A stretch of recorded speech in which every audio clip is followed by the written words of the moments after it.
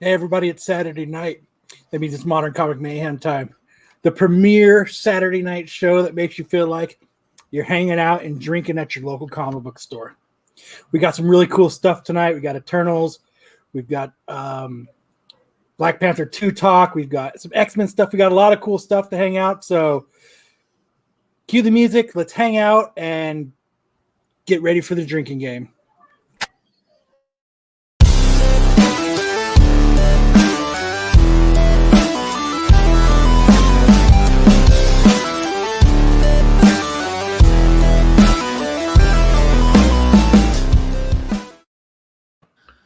Oh shit! Another Saturday. Man, First 2 minutes, you're always dropping S-bombs. Yee's over here telling me I gotta watch my language, and you're dropping it in the first 2 minutes. Who's the professional podcaster here now? not me, man. Hey, you know what? I did.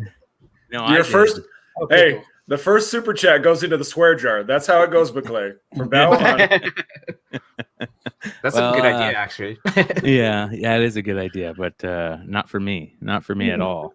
All right. Shout out to everybody that's hanging out in the chat live. Thanks for stopping by for another Saturday night on the Flipside channel. We've got Aaron Yee in the house tonight. What up, No. Yeezy? I took a nap yesterday to prepare for Drunken Chat, and I ended up just sleeping throughout the night. And I was like, kind of like, I woke up and I was like, oh, I missed Drunken Chat. I was like, crap. I'm like, oh, there I go again. Yeah. So I was like, well, there was an invite. I might as well hang out, right? Got time to get drunk on a Saturday night. Oh, yeah, that's true. Shout out to Joe Doc Seaborn. Joe. Thank you for Doc donating to Brian McClay's Comic Book Jesus' swear jar. Yeah. Oh, Aaron, here's the plot twist. You actually were on Drunk Chat. Oh, was You I? just were too drunk to remember. Yes. Oh, Plot that's twist. probably a true statement if it was Baltimore weekend. Yeah. Well, Aaron, you've got a pickup or an unboxing tonight from Baltimore that we'll get to. We've got pickups to start off the show here in a second. We'll go through pickups and we'll let Aaron do a little unboxing for his pickups. Shout out to Richie Taylor Dollar. He is dealing with some stuff with his pops, and I just want to throw out some positive thoughts and prayers out to him, and we'll see you when we see you. And then let's get into pickups for the week. Kyle, you want to start it off? Yeah, I can start it off. It's kind of quick. So my 11-week promised 5-week turnaround ended up being 11 weeks, but I finally got my Batman Adventures 12 back from CBCS. Not bad. Not bad. It was higher than I expected. I didn't expect it to be a 9.4. I think when McClay and I because we each got one, I think we got them from Jesse. Yep. We bought two, one for me, one for him, and I think we were thinking they were closer to like 8.59s. I think so. It coming back a 9.4 wasn't too bad. No. Did you have a press? Oh wow. I just sent it off. Pressing has never ever panned out for me. So I just stopped doing it. I just saved the extra few bucks and just ship them out. But part of our talk last week, I got the cool Spawn covers that we were talking about last week. Nice. So these are freaking cool. I swear I thought, I was so bummed out. So when I was looking for these on eBay, I found somebody that was selling a 9.6. It was the Evil Dead Stray Dogs cover. Ooh. And nice. I bid $5 on it, and I totally spaced it, and it sold today. It sold for $11. I'm so mad that I didn't go back to check it to like rebid some more. Yeah. I was so bummed because it only went for $11. Yeah, that pisses you off when that happens. Other Stray Dogs ones that I was like, hey. So I'm bidding on. He's got a 9.8 number one, the Silence of the Lambs cover. Mm-hmm. So I'm bidding on that one too. So I thought those are my pickups for this week. Not bad. Well done. Wait, Sam, you before got we anything? move on real quick. Okay. I promised I would.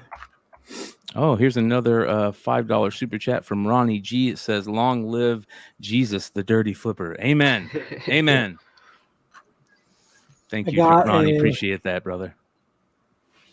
So I was talking to a friend of mine. Of course, my computer's running slow right now.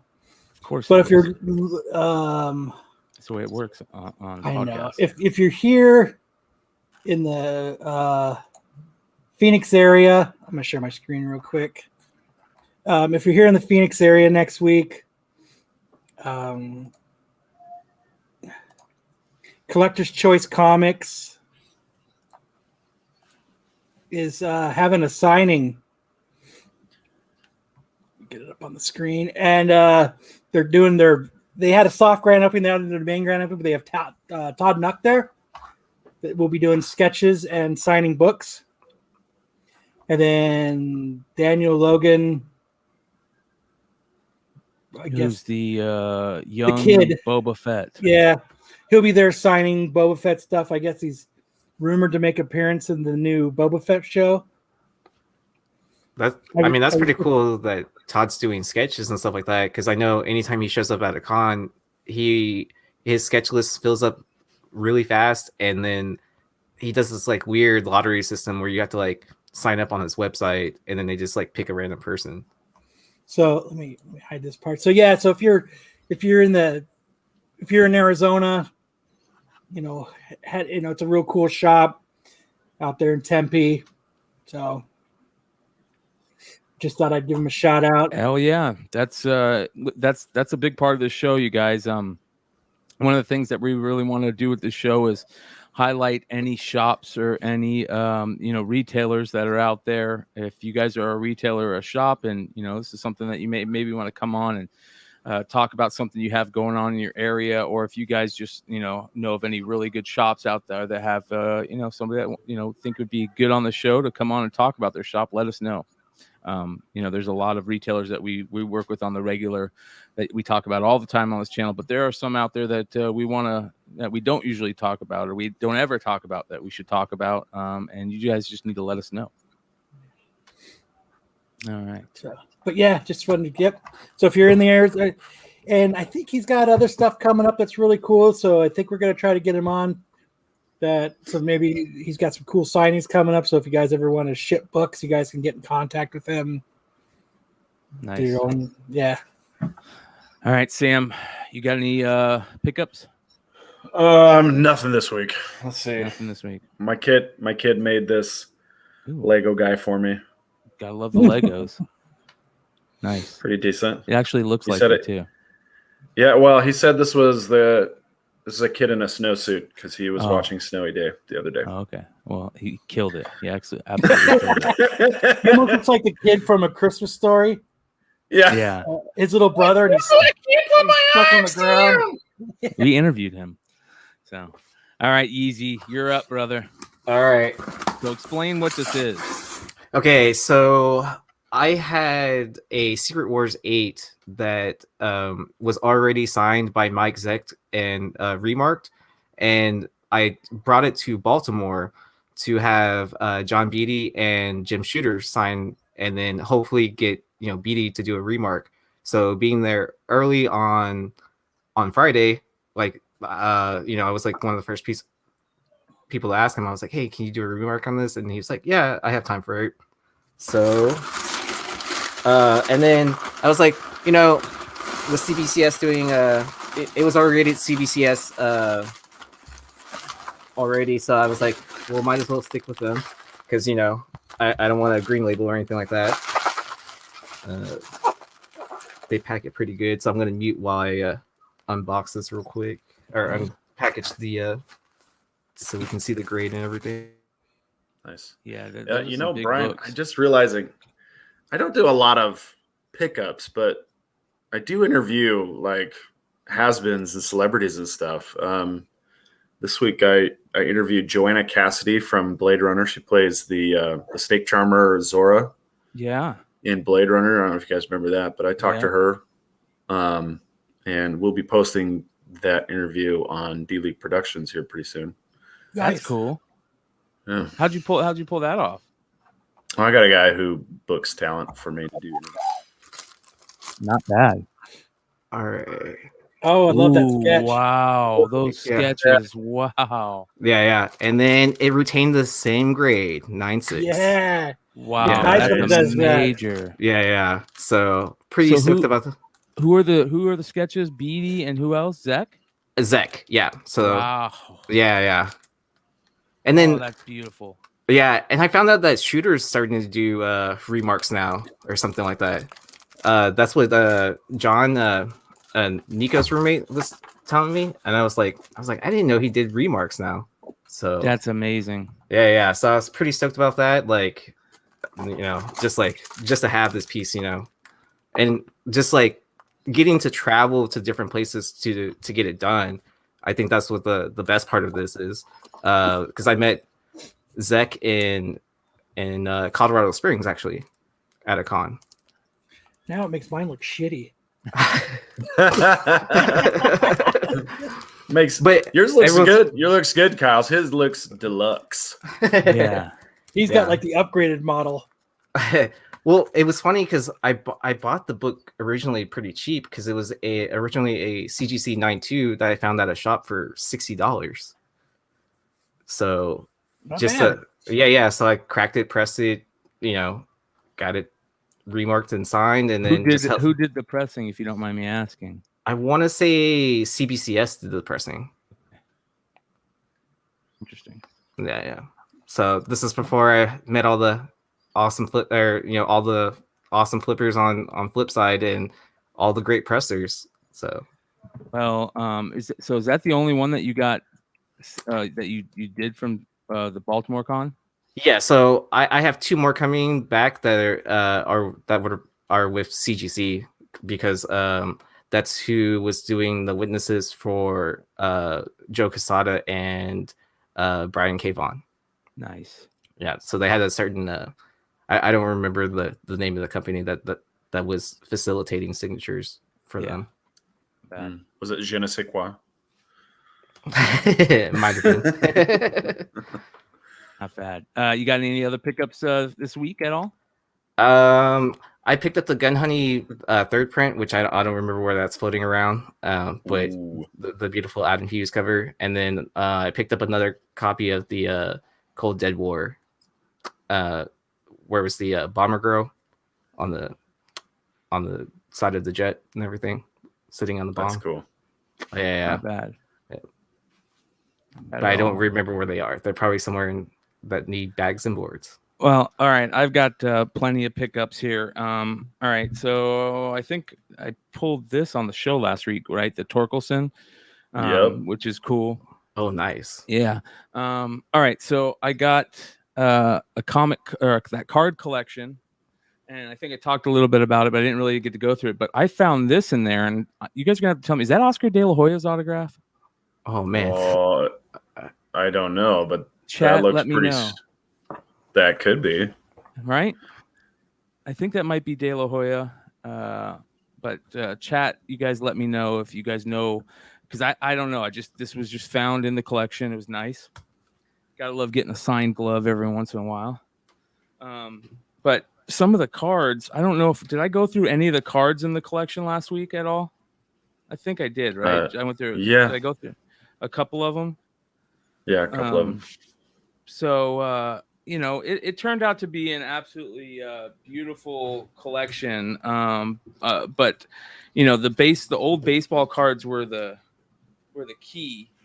Of the collection, like the reason why I bought it. There was a ton of the old stuff in there. I think I showed, but there was some new stuff in there too. There's the Allen Iverson rookie that was in there.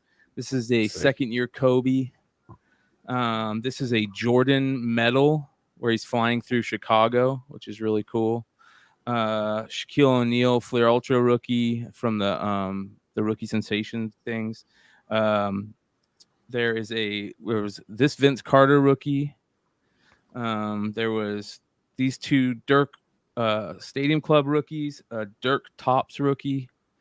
Bunch of Chauncey Billups rookies, including a Fleer medal. Nice. A bunch of McGrady, or 2 more Vince Carter rookies. Paul Pierce. There was a bunch of McGrady rookies, and a ton of Jordans. Like just weird kind of Jordan cards. And let me find these here. So I just grabbed any of the Kobe's. I think that's a 2nd or 3rd year Kobe. And then this is when they won their championship in '99.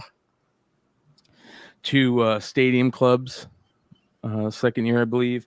This is cool because a lot of people don't realize this, but cards where they're in the background, like Kobe or Jordan's in the background, sell. So this is an Anthony Mason card where Kobe's in the background of it. When I was a kid, those were I loved finding cards as who was in the back and when it was some cool as shit in the back. This is a Kobe Upper Deck Collector's Choice 2nd year, I believe. This is cool. This is a 2nd or 3rd year Kobe Fleer medal. I think it might be 2nd year, but these are Kobe rookies and classic scoreboard. Some McGrady rookies. Gotta love Tracy McGrady, including the Fleer medal. Nice. Tim Duncan rookies, which are always nice to get Duncan rookies. Nice. Yeah. Paul Pierce rookies, more Kobe's. This is a cool Tim Duncan rookie. It's a Fleer medal Tim Duncan rookie. I remember he have a bunch of David Robinson rookies. Man, you're like Kobe rich now at this point. Well, here's the question. Like, I don't think Whatnot is the place to sell these, right? I think I just put them on eBay. I see a Hartman's in here. So yeah, Hartman, I paid $800 basically for the whole thing. It did have a bunch of the old stuff in it, which was nice. I think there's an entire 1970 top set minus the Nolan Ryan. The Nolan Ryan's the only card I haven't seen. And then there's probably 800 more like commons and like semi-stars. There's like 869 tops and 71 tops. So yeah, there's a lot of stuff in there, which is crazy. But yeah, 800 for all that, which is really nice. Really nice. Speaking of cards, I did get this in. Ooh, nice. Sapphire. So Topps Chrome Sapphire. So I bought like a hobby box of this from their website. I'm gonna try to break it on Whatnot tonight. So we'll see. Yeah, so we'll see if people are interested in this. So I mean, it came with like 8 packs, and so we'll see. How did your Ben Baller breaks go on Whatnot? Oh man, I pulled 3 diamond die cut cards out of it. One was a Mike Trout. One was a numbered. I want to say it was a pitcher. I don't remember who. And then the 3rd card was from the 2nd box. I don't even remember who it was, but they were beautiful cards. So, did you make decent profit? Yes, I did make decent profit from packing it out. Yeah, from each. I probably should have. What did you charge per pack? I was charging 10 per pack, and then people would kind of bid it up a little bit. So they were going for anywhere from like 12 to 13. Like I probably should have started a little bit higher, but I didn't want to be too greedy, being like my first break and stuff like that, just so like people could see like how I ship out everything, and Yeah, I'm sure you know how to ship comics. So I'm sure your card. You know what I mean? Yeah. It translates well. Like it's pretty simple, and then yeah. Wow, crazy. Wow. All right, so yeah, a couple of people in the chat are saying it's just a hard pill to swallow for a $2.99 book to be 15 or 30 on New Comic Day. Okay, we'll get into that later. But yeah, Nicholas Goltra, it's awesome. He's finally able to chat or live with us. Congratulations, we figured it out. But he's saying NBA Select hangers are my jam, and Yee knows very well about those. We opened up some from some Select, and I did get to pull the LaMelo, which was nice. That was amazing. And then I liked how you went last and you pulled that. It was just like kind of like, and then Scotty also pulling those what was it, the jaw inserts.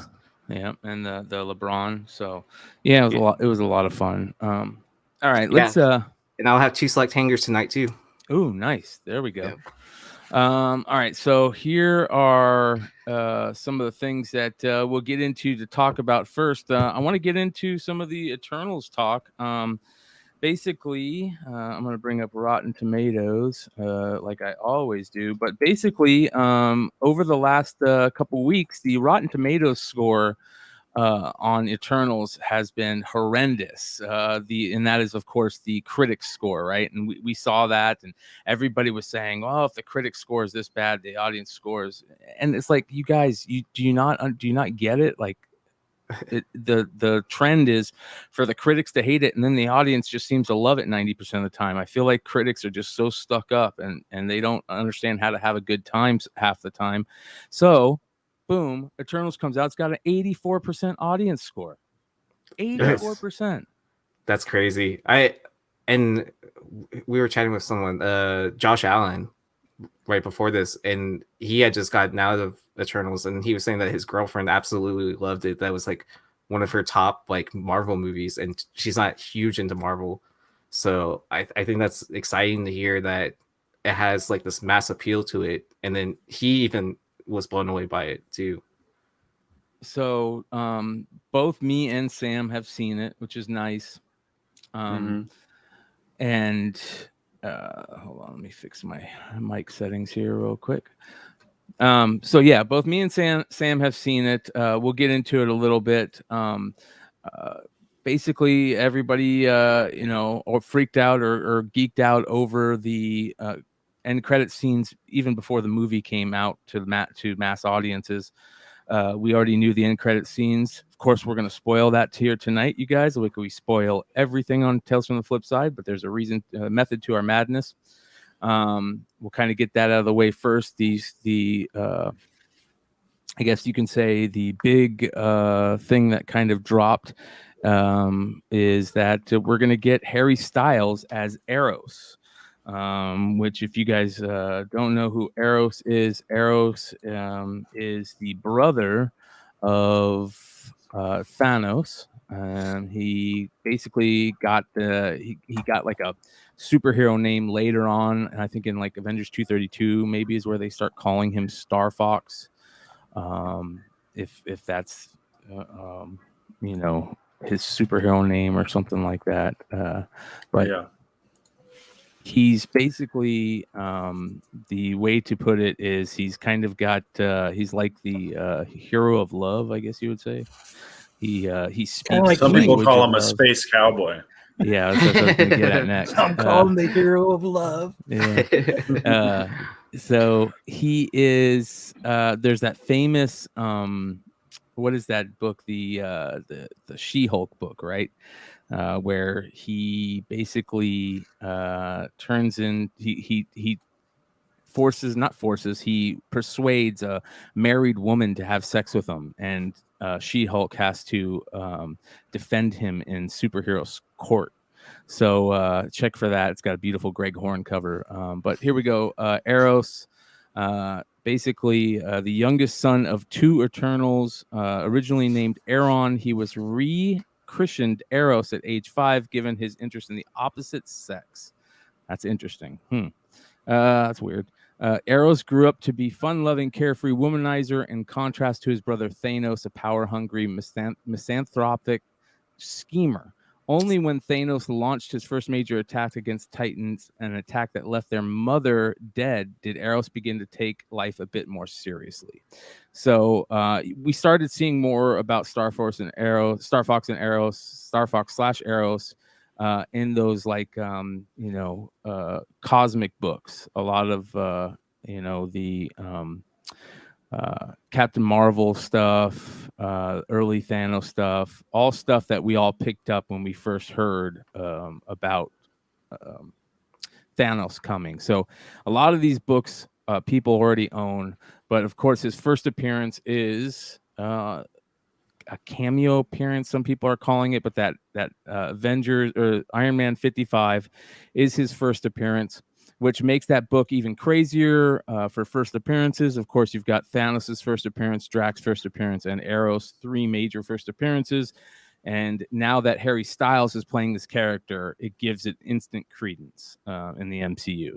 People, the younger kids love Harry Styles, and he's a major score, in my opinion, for Marvel. What do you think about that type of thing, or just on the Eros end, Sam?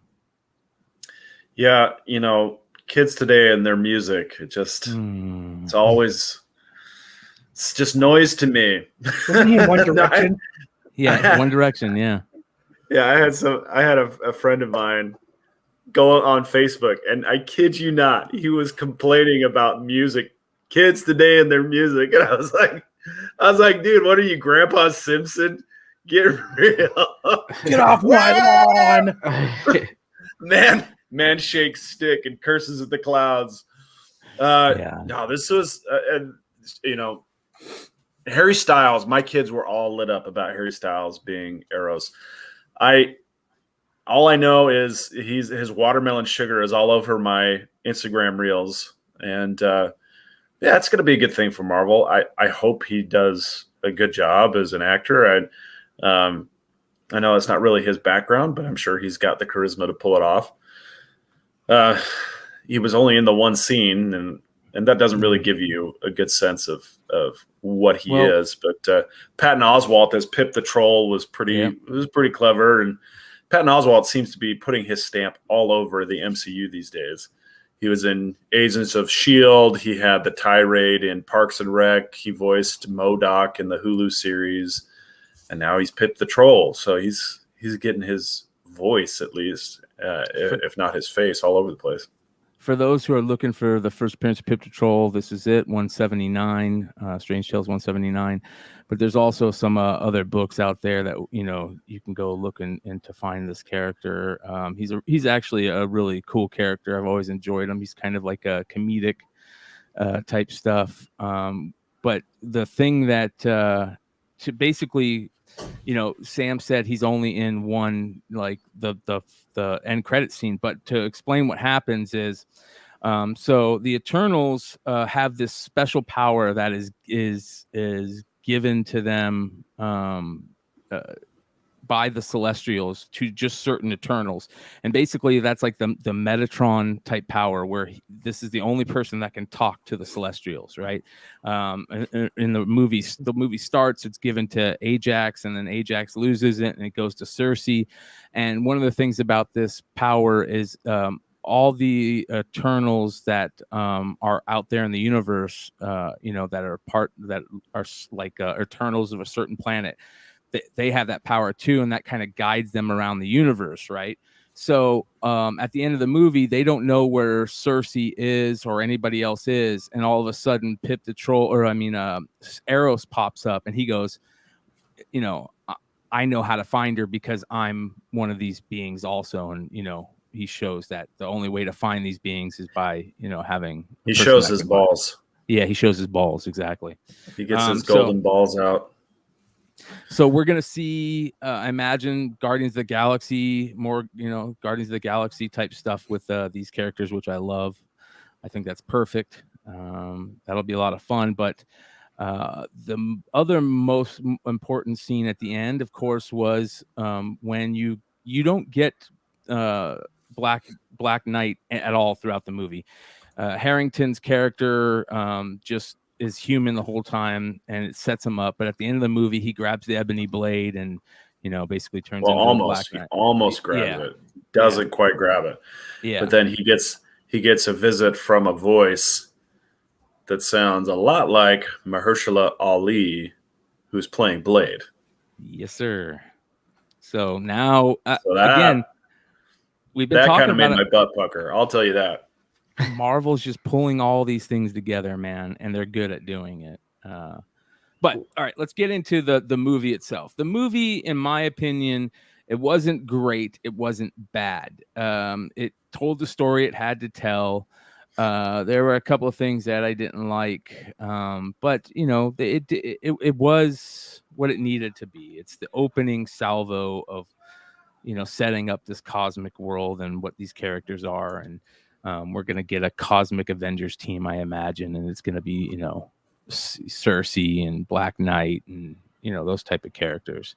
But the movie was entertaining. I'll say that. It wasn't falling asleep at Dune, like Kyle says in Dune. He fell asleep 3 times during Dune.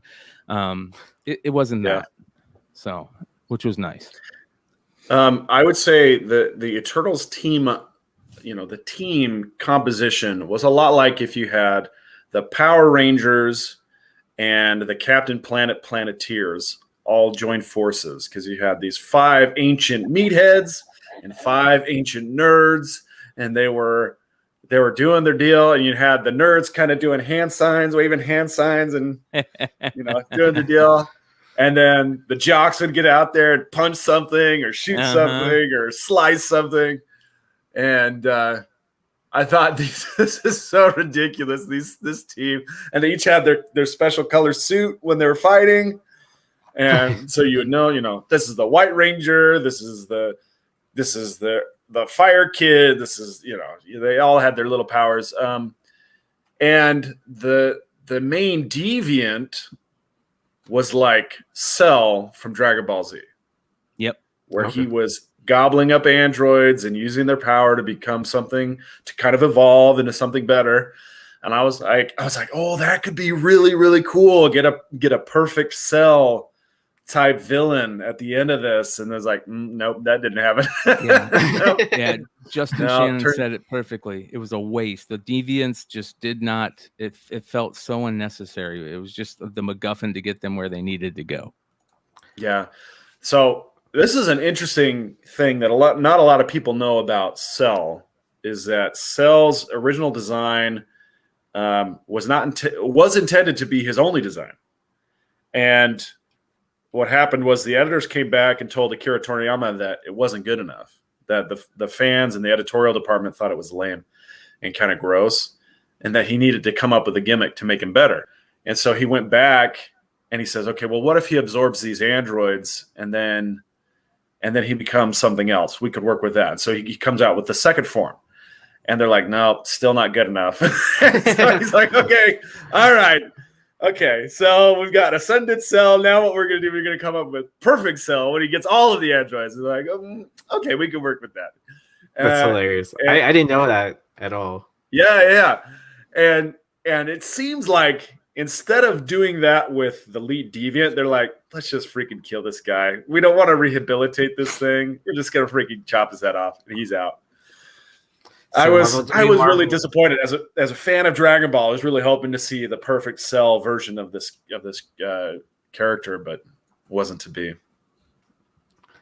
Oh, one thing I did want to say was that Iron Man 55, that was on a lull for such a long time that if you were smart picking those up at such a low price, and if the audience review is just as good, we could see it increase in that price for that book again. Yeah. I saw Doc Joe pick one up. Out of 5, I'll give it a 3 out of 5. Yeah, same. 3 out of 5. For me, that means I paid money to see it in the theaters, and I don't regret doing that, but I will not be paying again to see it. Yeah. The other thing I wanted to say was there were 2 things about the movie. I had a lot of friends who were like, there wasn't anything special about this movie, but there were 2 things about it that I really liked. Is that one of the Eternals goes through what we call a heel turn, which is where they become a bad guy. And I know a lot of you guys are probably familiar with that trope or that plot device. I did see it coming because there is a specific scene that they put in the trailers that wasn't in the movies, and it was actually conflicted with the first half of the movie plot. And so if you were paying attention, you're like, okay, well, that scene in the trailers was different than what they're portraying here. And so if I put those 2 things together, it must mean that this particular character is lying. And so you can kind of forecast the heel turn. So I don't think it's that big of a spoiler to even say that there's a heel turn, because if you've seen the trailers, you know what's going to happen. That part was pretty good, though. I did enjoy that part because that particular Eternal was probably the only person strong enough to even give them a run for their money. And then the other thing, I thought Kumail Nanjiani and his little sidekick were hilarious. They were so funny.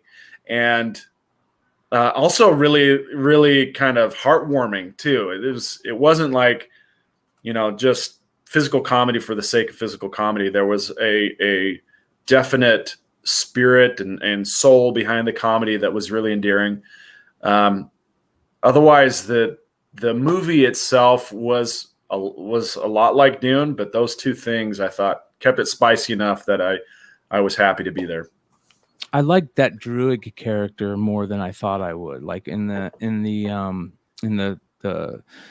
trailers, they made him out to kind of like he was going to be like the asshole of the bunch, and he kind of was, but I liked him more than I thought. Yeah, and I liked his relationship with the other Eternal chick, the deaf one, which I thought was very heartwarming. They did a good job of like dropping in those little emotion bombs in there every once in a while, like the whole play with what's the sprite one, like that was kind of heartbreaking, and it's an old movie trope, but still it gets you every time. So there was these little emotion bombs as they dropped in there that they did a good job of, that saved the movie a little bit. And it's going to be interesting to see where they go with the play on the heel turn. Are they going to continue that out, which will be very interesting. So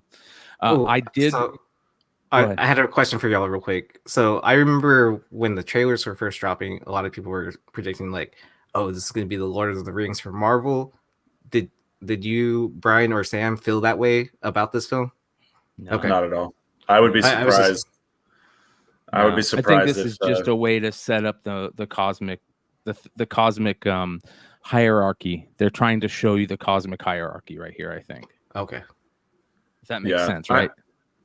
Yeah. I would say if Druig, for me, the problem with him was he was really tough to understand. Like he swallowed his lines a lot. And he was probably got along with Makari because she's deaf anyway. So she's reading his lips and his sign language. So she didn't mind that you just mumbled through most of his lines. But there is a lot to be said about how they set up the Celestials, right? I liked how they made the Celestials. The way that the ending, I'll say, fell flat. How they killed the Celestials to me fell flat, or the Celestial, I guess. Yeah. Does that make Yeah. So, although I will say, it doesn't make it didn't make much sense to me. Like, how did they kill him, and how did she do her thing where she froze him, and all that weird shit? Yeah, it was interesting in that it was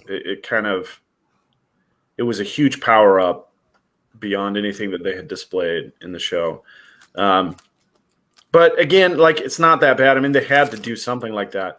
The thing about the Celestials that got me excited is that they look just like Galactus. And so it's like, okay, well, if you're going to have guys like Arishem and Tiamat out here, then Galactus is lurking around somewhere too, and he's going to pop up before too long. Yep.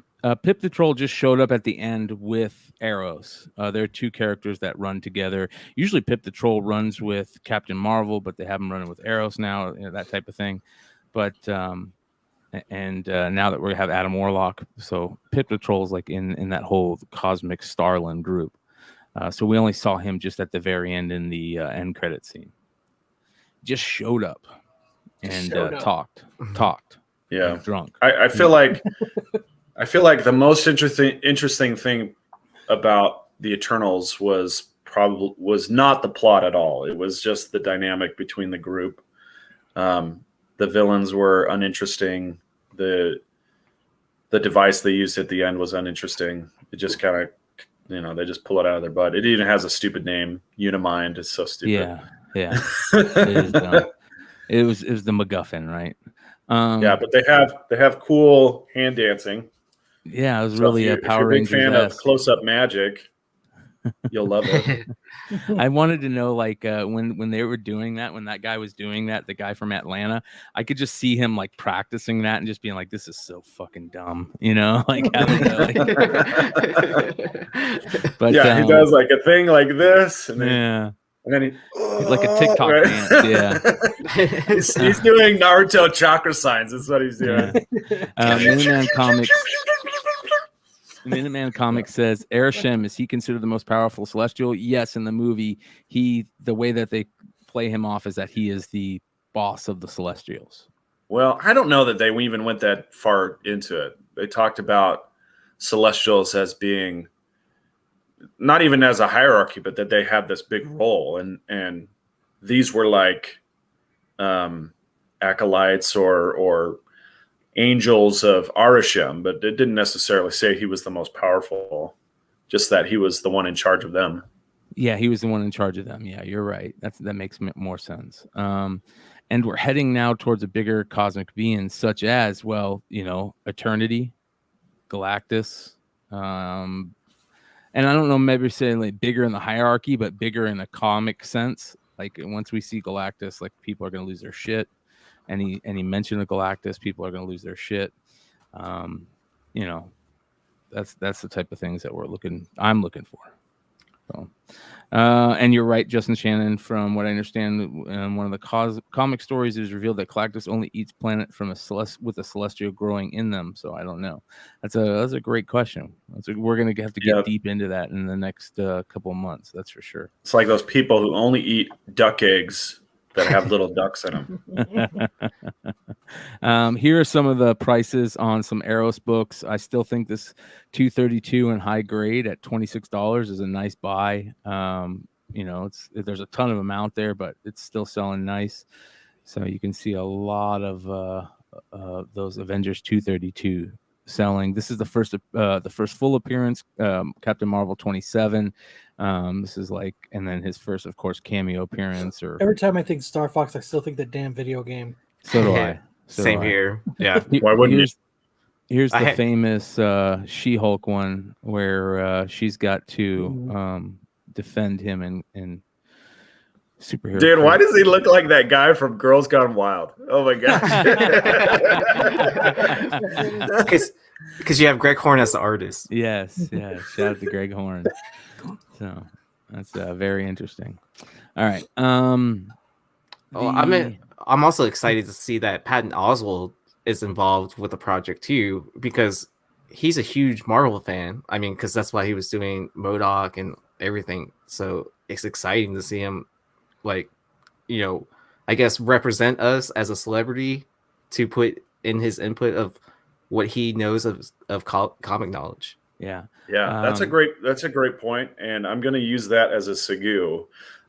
So you have Patton Oswalt in Parks and Rec famously talking about how he would use the Infinity Stones to tie together Star Wars and Marvel and DC Comics into one. This week, The Rock, ironically, the Infinity Stones, now it's The Rock, coming out and saying that he, Gal Gadot, and Ryan Reynolds have the power to create the DC Marvel crossover movie that fans, I don't know who, but a lot of fans have apparently been clamoring for. And could it happen? I don't know. I hope not. I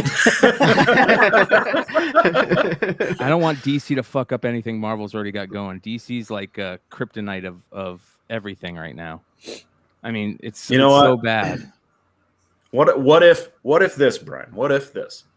Why don't we look at it from the half full thing of they're gonna sprinkle something onto DC that's gonna change things? Yeah, what if you had DC movies produced by Marvel Studios? What would that look like? That's very interesting. That could be interesting. I could be down for that. Maybe steal Kevin Feige. Maybe that's what they need to do. Just go steal Kevin Feige. Just don't use Look, Kevin if James Gunn can play both sides of the field, why can't we have a crossover? James Gunn is crossing over. Yeah. Aaron fell asleep on us. I used the spell I cast on. That's how looks like he's enjoying Dune. How do you like Dune? We'll wait to see if he comes back. Yeah, I don't know. It is what it is. I actually thought he was just joking around. Well, I want to shout out real quick everybody that's here with us. We got about 100 live watching right now. Thanks for hanging out, especially everybody that's hanging out in the chat tonight. We do got Nightbot working again, so we have the ability to finally give away those books that we've been wanting to give away with so long. I do want to give a shout out real quick. Oh, there he is. He's back. He's back. Hey, how was Dune? Oh man, that was the fastest 3 hours I've ever spent. I want to give a shout out to Desired Gaming. I saw him in the chat earlier. Desired Comics. I saw him in the chat earlier.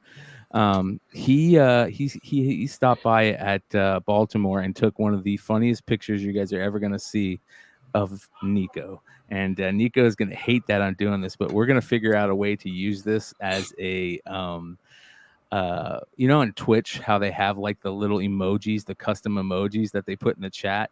As soon as YouTube gives us the ability to do that, we're going to use Nico's face as a custom emoji. Oh, Nice. dude, when we come out with our shirts, that's on the fucking, that is now going to be on the, on the arm? Sleeve. Nice. Oh my.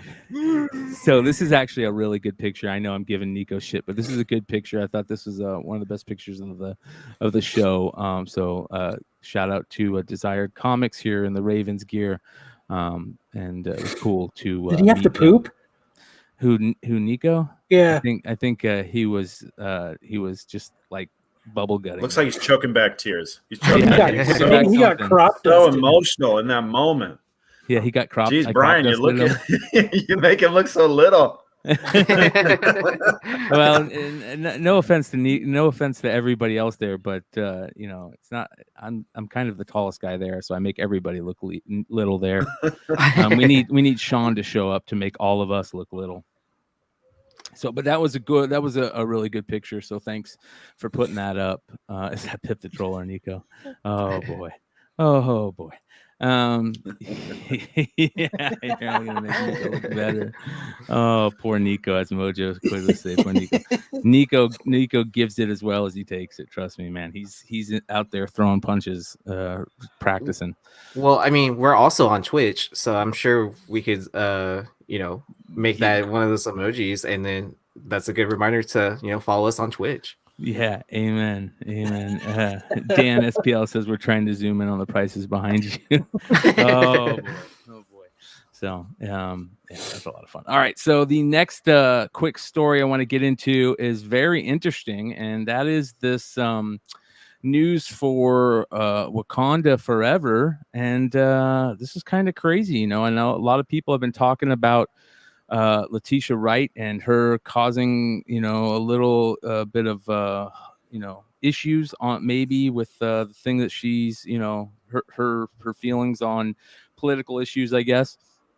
And everybody's been saying, is she gonna find a way to get herself booted out of the Marvel universe? And we all said, nah, they're already filming, there's no way. Well, guess what, you guys? When there's a will, there's a way. So, Wakanda Forever, Letitia Wright's injury shuts down the set. The latest around Marvel movie release date delays is making a little more sense today. Back in August, Black Panther, Wakanda Forever star Letitia Wright sustained an injury on set. Since then, the production has been working around her injury to the best of their ability. At the time, they said that the injury wouldn't affect production, so when Marvel delayed all the movies again last month, people were a little confused. The thing is, it's not always easy to shift the release dates of these movies, and the order is getting more and more specific as the shows get involved, and the universe becomes even more interconnected. That delay makes sense now, as the Hollywood Reporter is saying that production on Black Panther Wakanda Forever will be suspended so Letitia Wright can recover from her injury, and they will, quote, reconfigure the shoot to get things back on track for an early 2022 start. Guess what, you guys? They found their way to get rid of Letitia Wright. Yeah. That's what this means.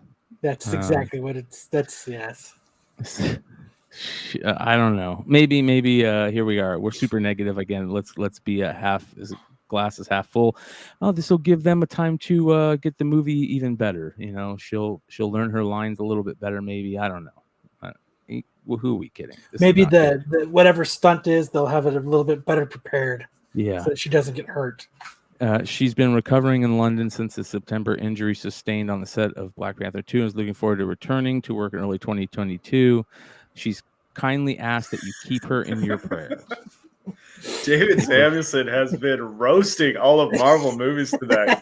He has been absolutely roasting everything. Man. This is crazy, man. It's absolutely bonkers. Yeah, it's crazy, especially in light of all the stuff that happened on the set of Rust. Yes. And kind of makes you raise an eyebrow, turn your head a little bit, be like, what's going on here? Well, you know, there is more and more people, you know, walking off of sets. These production companies are losing people left and right. There's people that are doing jobs that they shouldn't be doing, and vice versa, I guess. And it's kind of scary. It is kind of scary. You know, we talk about all the people that are not working right now, whether they can or not. People just are like, fuck, I don't want to work. And that's not just that's happening in the movie industry too. You know, it's happening in every industry right now. Yes. People are tired of bullshit. Yeah, 100%. And it's starting to get called out a little bit more and more. Without getting too crazy political, you know, we saw the Aaron Rodgers stuff. You know, we're hearing more and more about these sports stars saying, you know, I'm done with it. I'm not dealing with it. More and more big names are starting to be a little bit more proud or loud about their feelings. Is it a good thing? I don't know. Is it a bad thing? I don't know. All I know is that I think Aaron Rodgers is taking the same stuff we gave our guinea pigs for mites. What do you mean? Whatever. Whatever, Kyle. What? Hey, Brian, I think your dad is at Cold Stone Creamery making an order. Says he wants to love it. Says he wants to love it. Love it. You love it. But you know what's interesting is that these type of disqualifying beliefs about vaccination or healthcare, they are they're taking a lot of people out of contention for jobs, and then as a result, studios are making do with people who are less experienced or less qualified, and that could lead to a lot of these types of unsafe work conditions on these sets. You know, is it what's behind it? I don't know, but it seems like that's the case on Rust, at least. What up, Tony? How's it going, guys? Shout out to Tony, Blue Green Artifacts. You guys all know, follow him on IG, whatnot, all that good stuff. Flipside family member. Yep. We're talking about the Aaron Rodgers. Yeah, we're talking about Aaron Rodgers.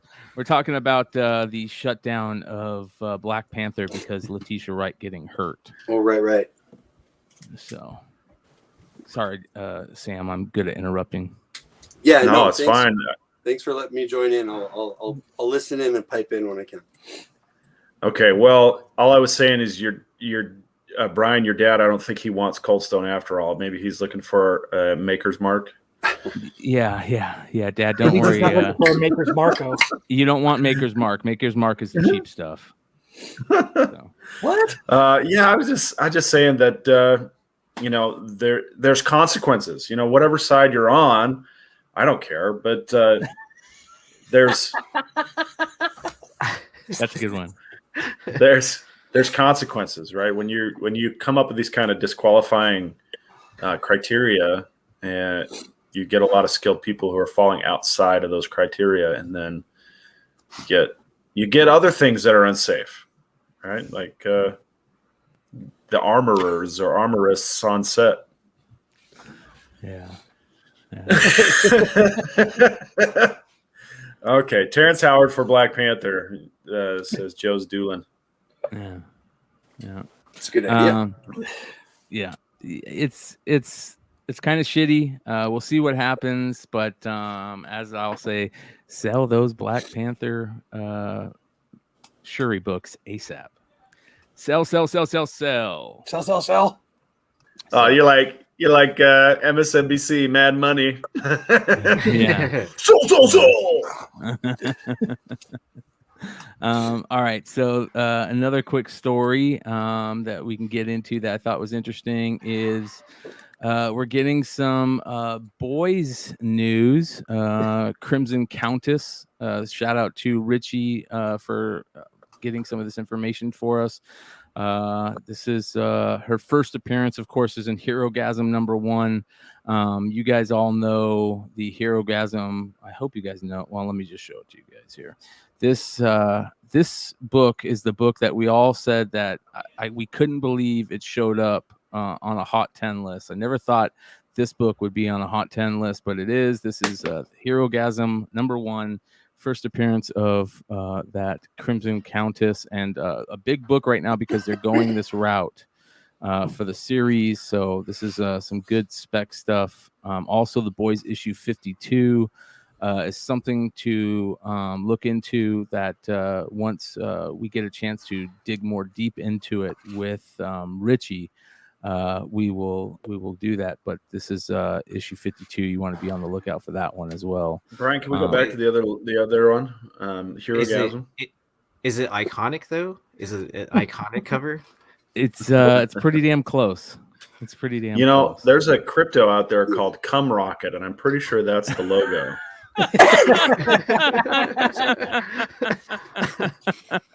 Have any of you guys read this? Herogasm? Yeah. Yeah, it's crazy, dude. Is it a one shot or No, there's multiple issues. okay? Yeah. I think it's a mini series, right? Yeah. And then there's a Virgin cover of this. Yeah, that they redid right years later. Oh, is that how that? I think so. I'm gonna look it up while you here real quick. So what I heard, and correct me if I'm wrong, is that the Herogasm storyline is kind of being built into this season, but it's not going to be the whole season. Yeah, that's what I'm hearing. All right, Okay. there is. You're right, Aaron. Here it is.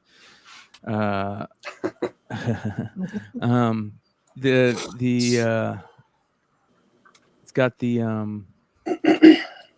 what are they, negative art, the negative image, which I always like the negative, and there's a Virgin incentive. Look at that.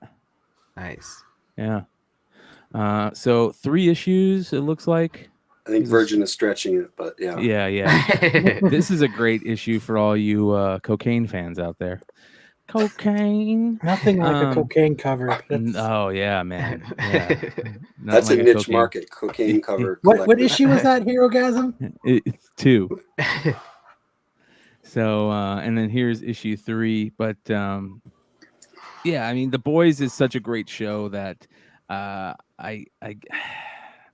really like the fact that we're talking more about it, and we talked back in the day about it being really close to like the fervor on Walking Dead when Walking Dead first started. It didn't catch fire like Walking Dead, but I still think that that Boys #1, that first Boys issue, is a tough 9/8. Yeah. And it's worth looking into still. Well, I mean, at Baltimore, I found issue 2 for $10 in a half off box, so I got it for $5. Yes. Nice. Yeah. So I think that was probably like one of the best values I had throughout the week or weekend. Yeah. I love this show. I guess as a investor though, I kind of worry about like if it goes 6 seasons or 5 or 6 or 7. As soon as it's over, I mean, we're not getting, here The Boys the movie, or we're not getting, I don't know. What kind of future does it have after a good 5, 6, 7 season run? The same with Walking Dead, though, right? I think Walking Dead. I mean, we've got spin-offs. We've got it's getting new life. They're talking feature film, and they're already talking about Rick Grimes coming back. Right. So, I just wonder, if there's a $800 book now. that might go up, but it might come back down again if the attention's gone. True. I mean, but it's a great show. Yeah, I mean, it's a great show, and it's reaching a broader audience. Like, I know tons of non-comic people that like absolutely love The Boys, right? And then they're like, are you watching that? Are you watching it? And then like, I finally jumped on late to it, and I finally watched it. And I was like, whoa, this is really good. This is what streaming shows should be like. Yeah. All right. So yeah, The Boys. Another one, which is very interesting, is, have you guys been following the stuff from Bad Idea? That they're, I can't tell if they're, I can't tell if they're trolling or what they're doing. The pet rock thing. Yeah. Like what's going on here? It says here, comic book publisher Bad Idea has announced its second first customer pin redemption offer, and this time around, readers will be able to trade their pins not for a comic book, but for a rock, because of a paper shortage. So now they have went on a hike, got a box of rocks. I was saying that they bought a bunch of pet rocks from the 80s and then like still had them left over, and they're rebranding them. Oh, I was thinking maybe they got weather rocks. Did you ever have a weather rock? I've never had one. if by the 80s you mean 80 million BC, because those rocks have been around for quite a while. Yeah. Pretty sure rocks have been around a while. Well, I was talking about specifically the branded like pet rocks stuff. Okay. Wasn't that a big thing in the 80s? Yeah, it sure was. Because I think late 70s, 80s. Yeah. Oh, okay. Buy your kid a pet rock that he can use to bash bullies' heads in with. This is crazy. I will trade you one Bad Idea pin for a Bad Idea rock. I mean, but who knows what? Who knows? They're fucking with people. Well, who knows what they're gonna like translate it to being later? It's like, oh, you didn't buy this rock, but now it's a. Here's a it'll be battery. You show up at this one con and give it to this one table, and they give you a omnibus or some shit like that. Yeah.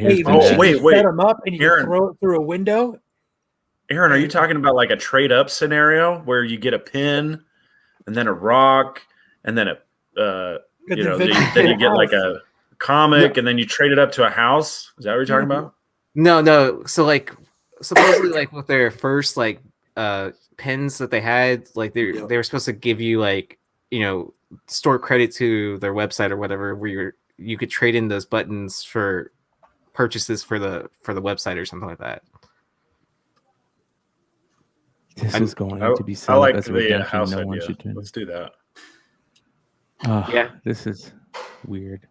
Shout out to Dinesh though. Gotta love Dinesh. Hey, he's thinking outside the rock. Yeah, I don't mind the outside the box marketing stuff. Whatever, it's gimmicky, but that's what comics are really. I mean, covers are gimmicky, and Marvel's DC are gimmicky. It's I don't really care anymore. I'm not logging onto their website to press buttons or anything like that. But kind of reminds me of the publishing company that does Cards Against Humanity. They had a fundraising drive, not for any charity, but just so they could buy an island.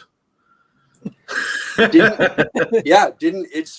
right. It's very similar to Cards Against Humanity. They sold feces, didn't they? They put feces like horse poop or whatever into packs and sold them, and people paid money for them, and they told people what was in them. Wow. And people still bought them.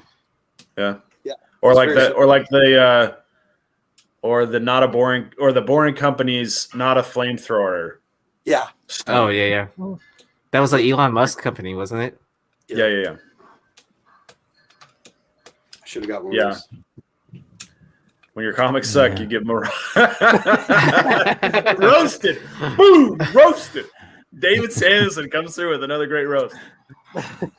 As weird as all the Bad Idea marketing stuff is, he he signed great writers, and the stories have been overshadowed by all the gimmicks. But I wouldn't be surprised if, I mean, those are creator owned. Maybe Bad Idea gets a cut, but you know, those creators are going to be shopping those concepts. I wouldn't be surprised if we hear option stuff at some point in time. Who knows which one or how that works necessarily. Nowadays you don't need a run of 20 comics to get an option signed. If you got 4 or 5 issue story arc, that's all you need nowadays. Well, Witches got picked up after the first issue. Yeah. Well, Before Chariot. Yeah, before. And then Chariot as a 5-issue run, that got option too from AWA. Yeah. So who knows? All right, real quick, I want to give a shout out to a shop in Lancaster, California that hit us up. This is Horizon Comics and Collectibles. They've got a new pre-order for a new exclusive they're doing for Radio Apocalypse. Make sure you guys check them out. If any of you guys shop at Horizon Comics and Collectibles out there, let us know and tell us what kind of shop they are. Tell us, if you enjoy going to buy books from them, what type of cool stuff they do. I'd like to hear from any of its, patrons out there. Mm-hmm. But they hit us up, and like I said earlier in the show, this is that show. This is that local comic shop show. We love talking to local comic shops and local comic shop owners like Haven for Heroes out there in New York. Make sure to give them a check out, who are just killing it out there. But fantastic world here in Phoenix, and the shop in Tempe. What is it? What is the shop in Tempe, Kyle? Collector's Choice Comics. Collector's Choice Comics. A lot of good shops out there that we like to show some love. And Horizon in Lancaster, California, hit us up. So let us know what you guys think of this cover and what you guys think of Horizon Comics and Collectibles in Lancaster.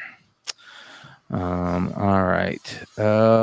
Another interesting thing that is coming out is we talked about on the Hot 10 last night, one of the books that people are going crazy for is that Wolverine John Tyler Christopher book for the animated series, X-Men animated series, action figure variant. Yeah, there we go. So this is kind of synchronicity type stuff. Kyle told me that, look, new X-Men animated series rumored again. Who isn't stoked for that? I know a lot of people got into comics by watching this X-Men animated series, and I could just hum the first 5 notes of that theme song, and it's going to be in your head for the rest of the night. So there it is. There you go. Okay. As long as they don't change the intro music. Yes, keep the intro. Yes. Yeah. Yeah, great point. And I think Kyle made another good point. He said, as long as it doesn't look like the What If animation, even though I like the What If animation, but I think if they do an X-Men animated series again, it needs to be a little more cartoony type stuff, right? I like the cartooniness.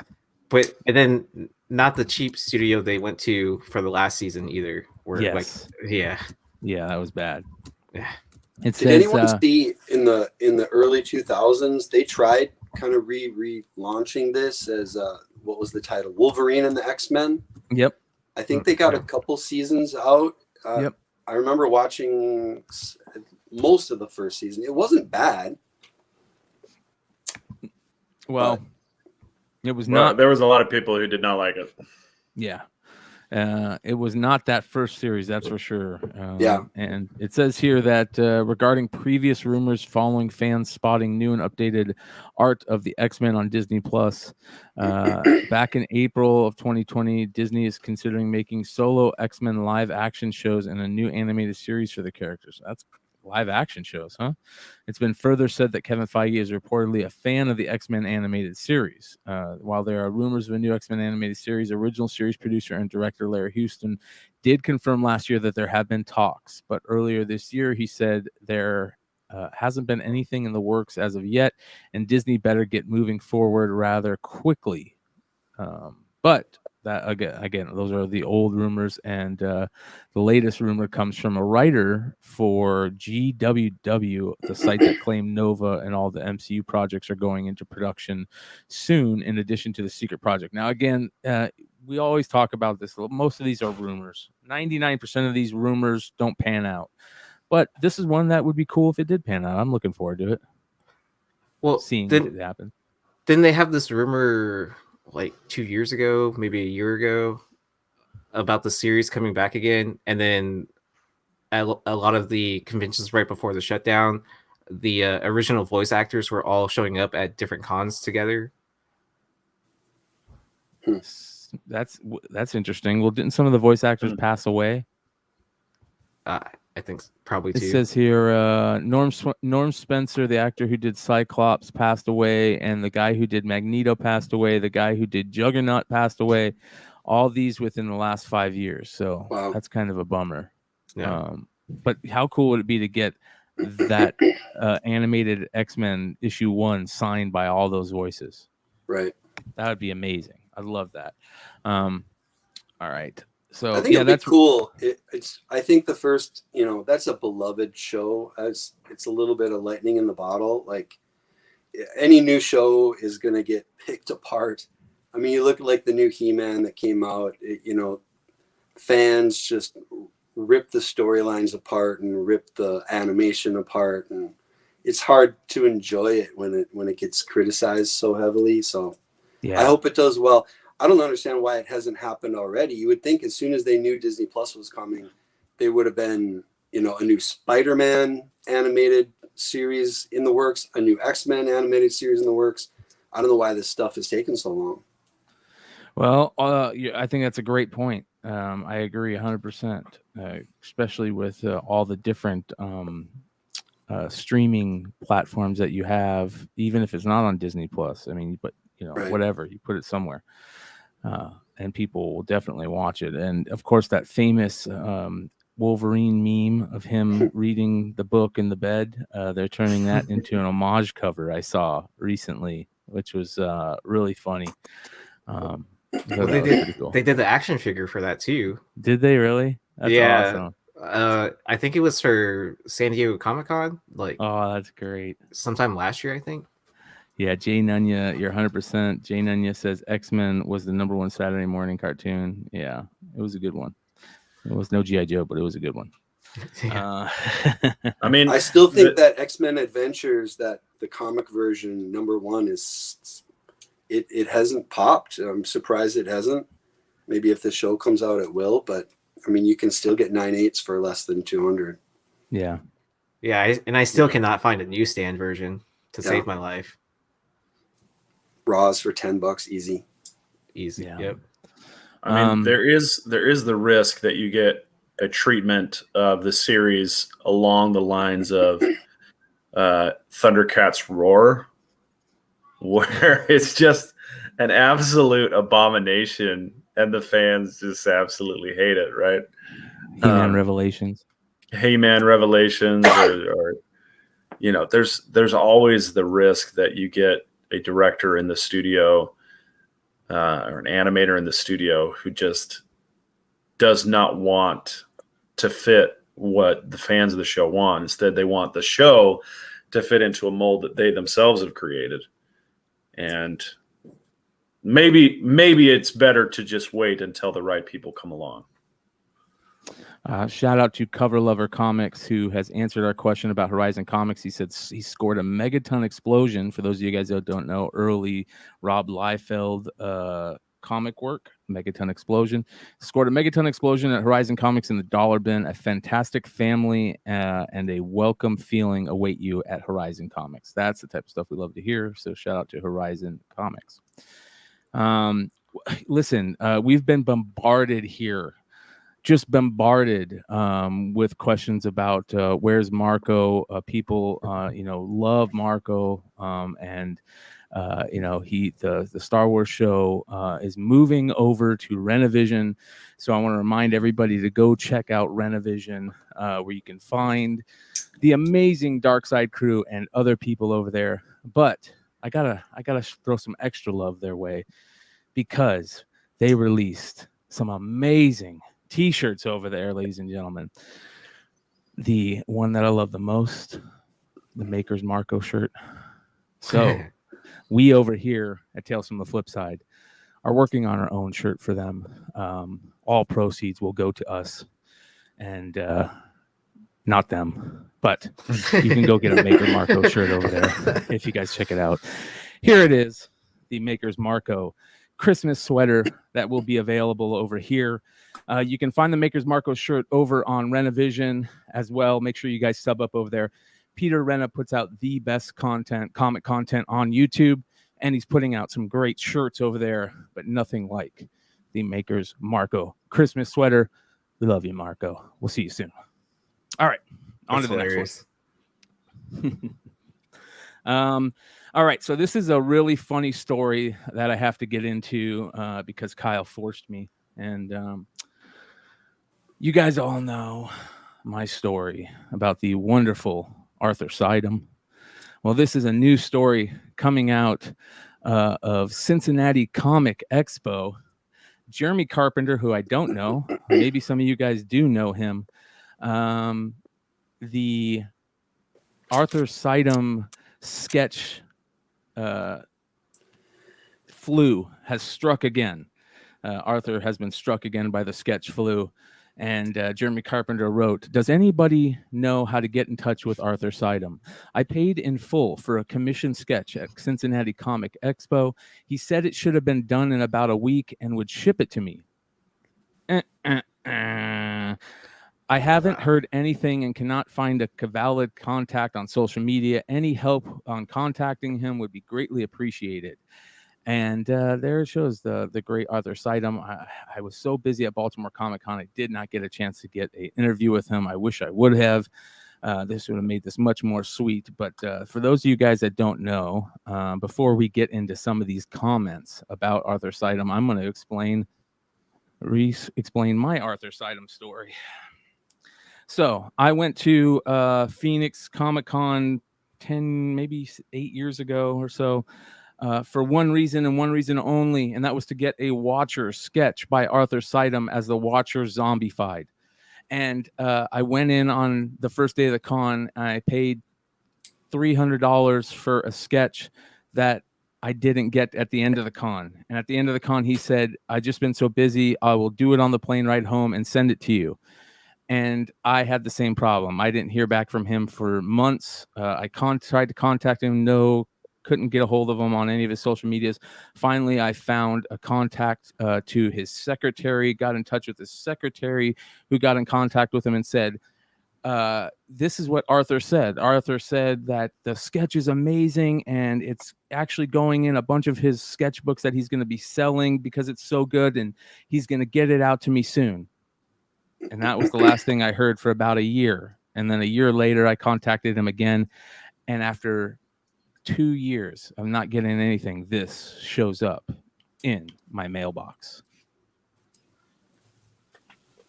The worst $300 sketch of the Watcher that you're ever going to see.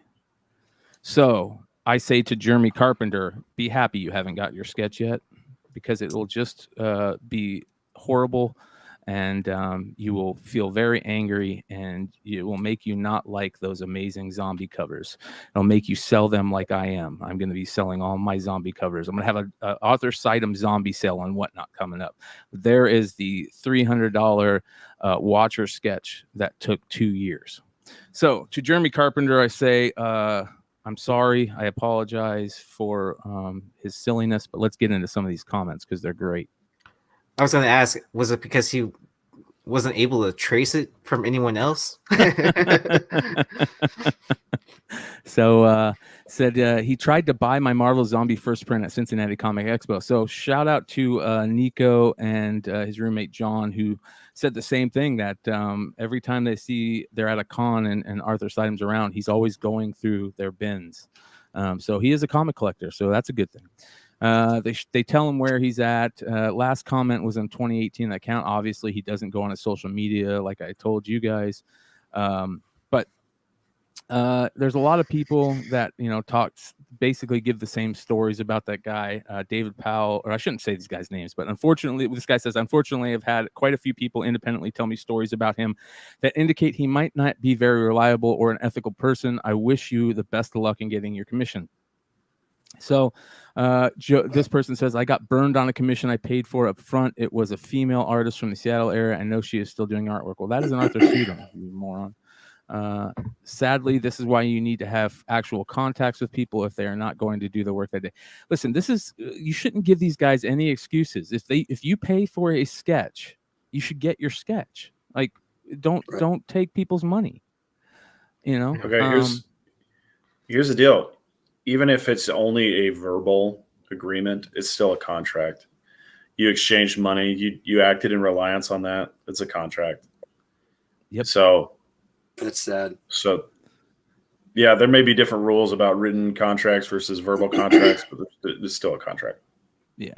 There's been lots of stories of this guy pulling the same thing. I know a lot of the other artists that work with him can't stand him either. They say that he steals people's tables at cons and this and that, and it's really sad because this guy is a great artist. Whether he's a great tracer or not, his Marvel Zombies covers are amazing. His Evil Ernie cover that's getting ready to come out, I will be buying, which I hate that myself that I'm doing it, but I got to collect those.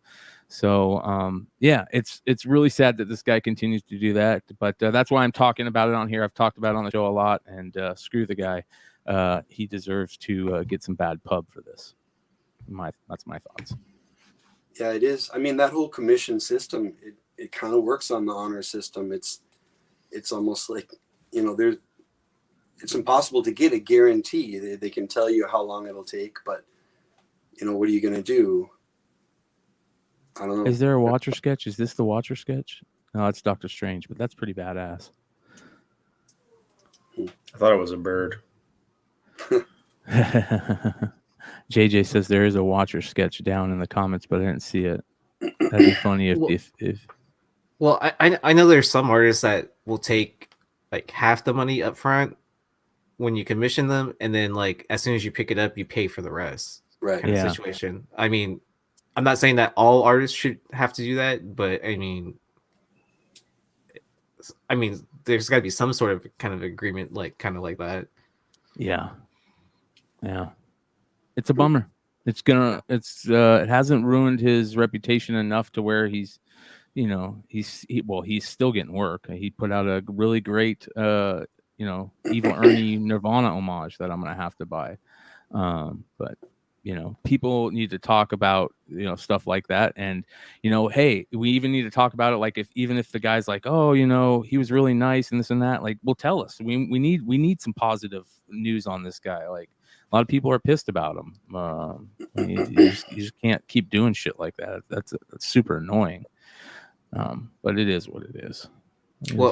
Brian, are you thinking that he actually that story was true, that he came up with one and liked it and decided to keep it for himself and then threw a bullshit one together for you, or what? That's a great question, because I never seen his sketchbooks. Usually I'll buy the artist sketchbooks like AH and stuff like that, or Frank Cho.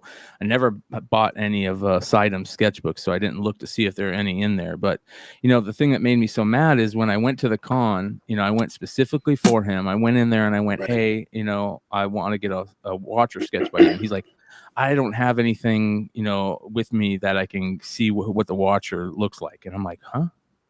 I'm like, you don't know who the Watcher is? You know what I mean? He's like, no, I need you to go find me some source material. So I had to go through the con, find some Watcher books, buy them, and go take them to him. You know what I mean? Like, it was way back in the day. See, he's looking for something to trace already. Yeah. And he did an absolutely terrible job. I mean, look how bad that is. Like the sketch is really only the Watcher, which is, 3 inches maybe, and everything else is just black out around him. Like, it's not even shading is not that good. Like, come on, man. That's so bad. Well, his signature is almost bigger than the sketch. Yeah. I mean, and I'm the type of person that frames these as beautiful pieces of artwork. I'm not framing that. I don't even, like if What is that? Why is he even standing like that? Yeah. Like Jesus. Like, hey, I farted, so everyone needs to clear out. Yeah, it is so bad, man. That is so bad. It made me so angry. Yeah, it looks like the Mars. JJ, shout out to JJ Maxwell. He says it looks like the Mars Attacks guys. Yeah. Dot. Yeah. So yeah, it's a good call. Well, that's a bummer, Brian. Yeah, it is what it is, though. That's a way. Tell you what, I'll do a Watcher Zombie sketch for you. There we go. I'll take it. It sounds like a lot of fun. So, all right. That being said, you guys got anything else that you want to talk about? Yeah. You guys got anything? Do you want to look in the private chat? I sent you a link. I do. I actually saw that. Hold on here. I got it up. A little bit of anime manga news. Yes, sir. Okay, so there is a very popular manga series called Spy X Family or Spy Family, and it is getting an anime. So if you guys are fans of Spy Family, or if you haven't even heard of it, I would look it up. It's selling very well in the manga sales, which is why they gave it an anime. And here's a bit of the premise. You have the main character goes by codename Twilight.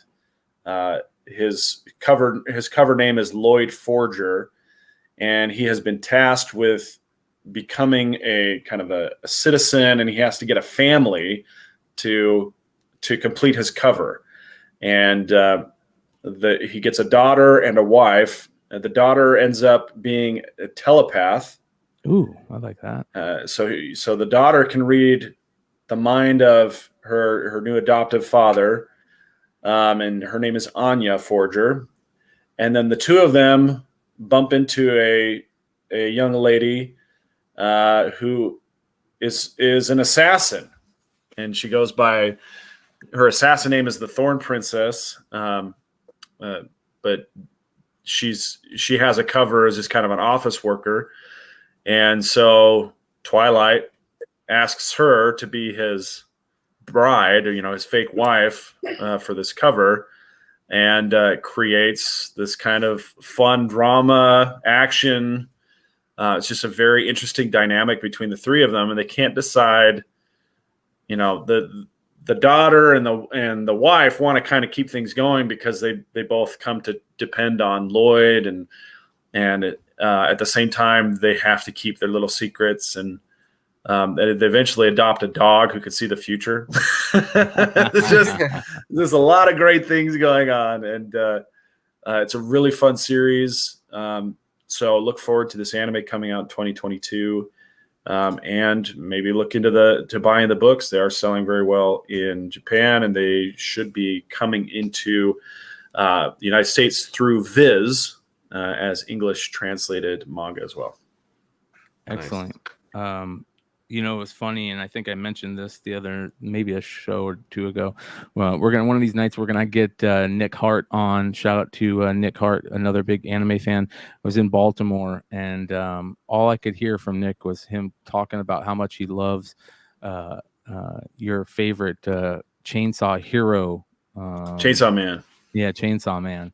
Yeah. And I'm like, oh yeah, man, I know about Chainsaw Man. He's like, oh my god, you do. Yeah. Like, well, I know about it from Sam. He's like, oh man, I want to get on and talk about. So one of these nights, when Sam is also on, we'll get Nick on here, and we'll have an anime showdown or hoedown or whatever you want to call it.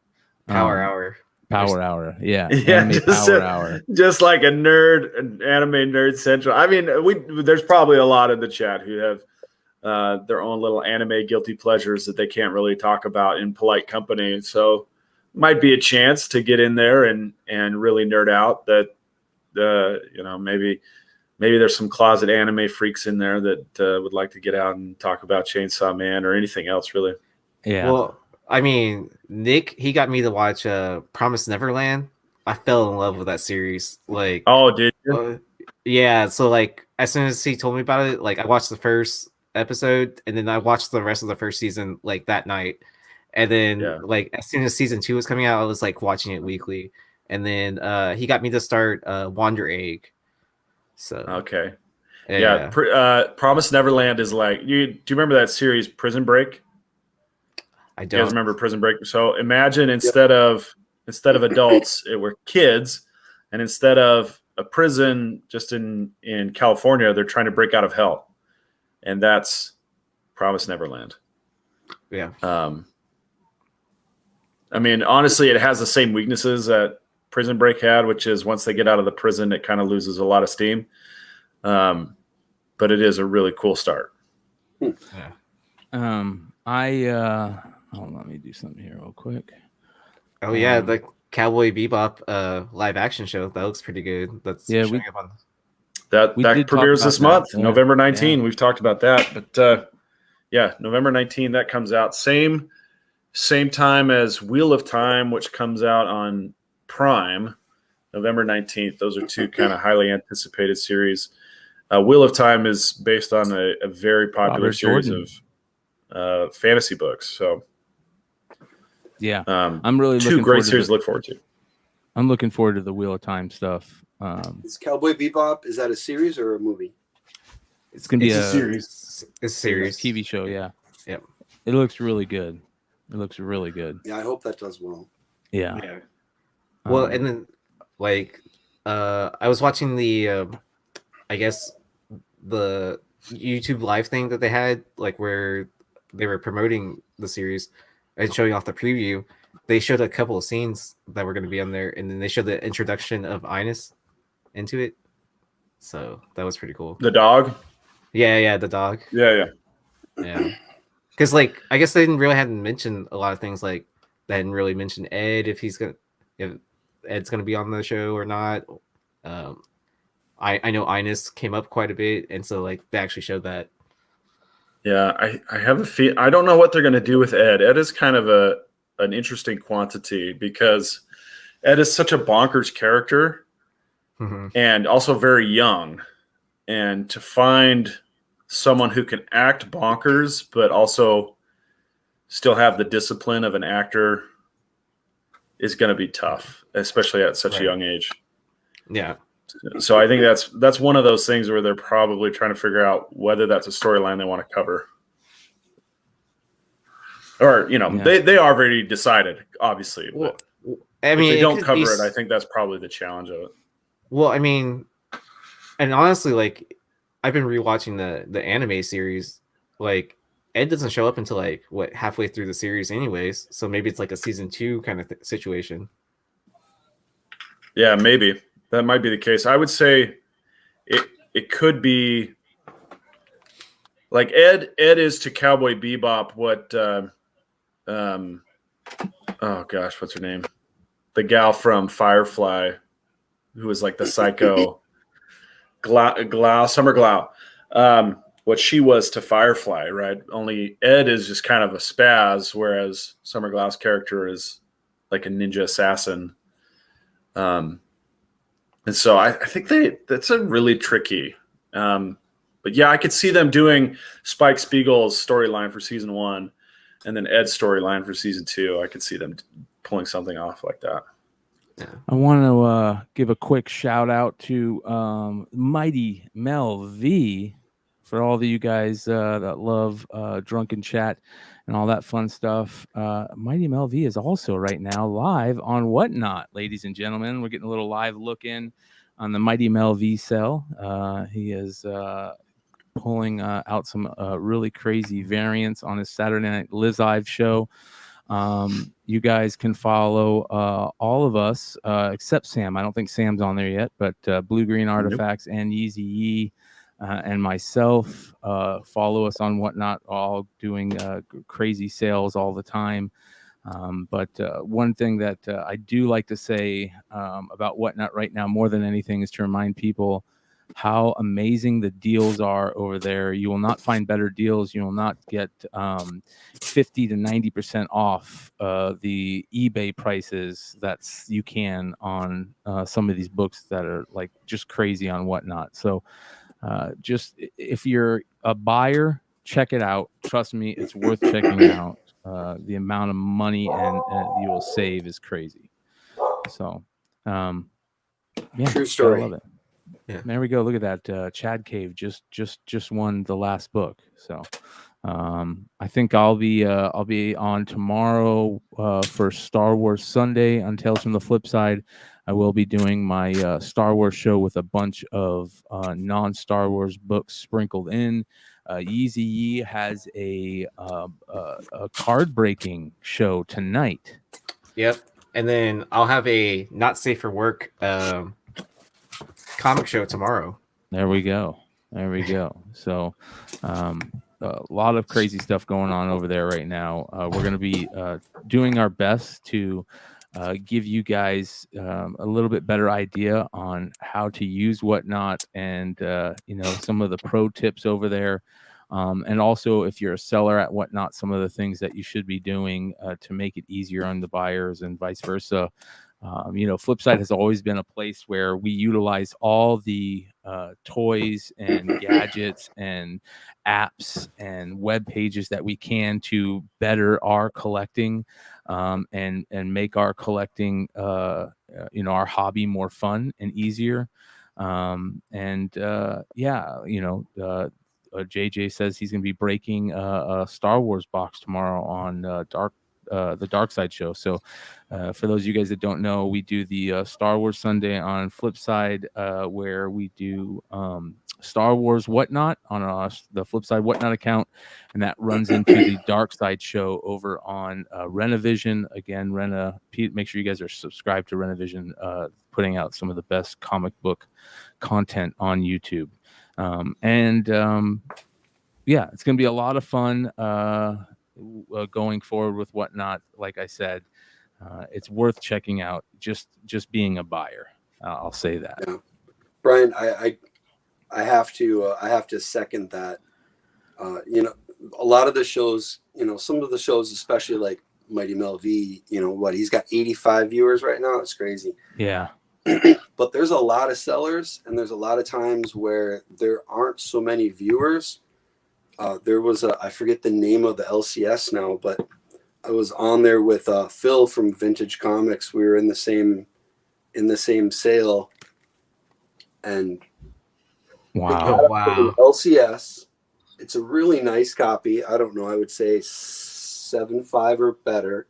First appearance of Black Cat raw for $95.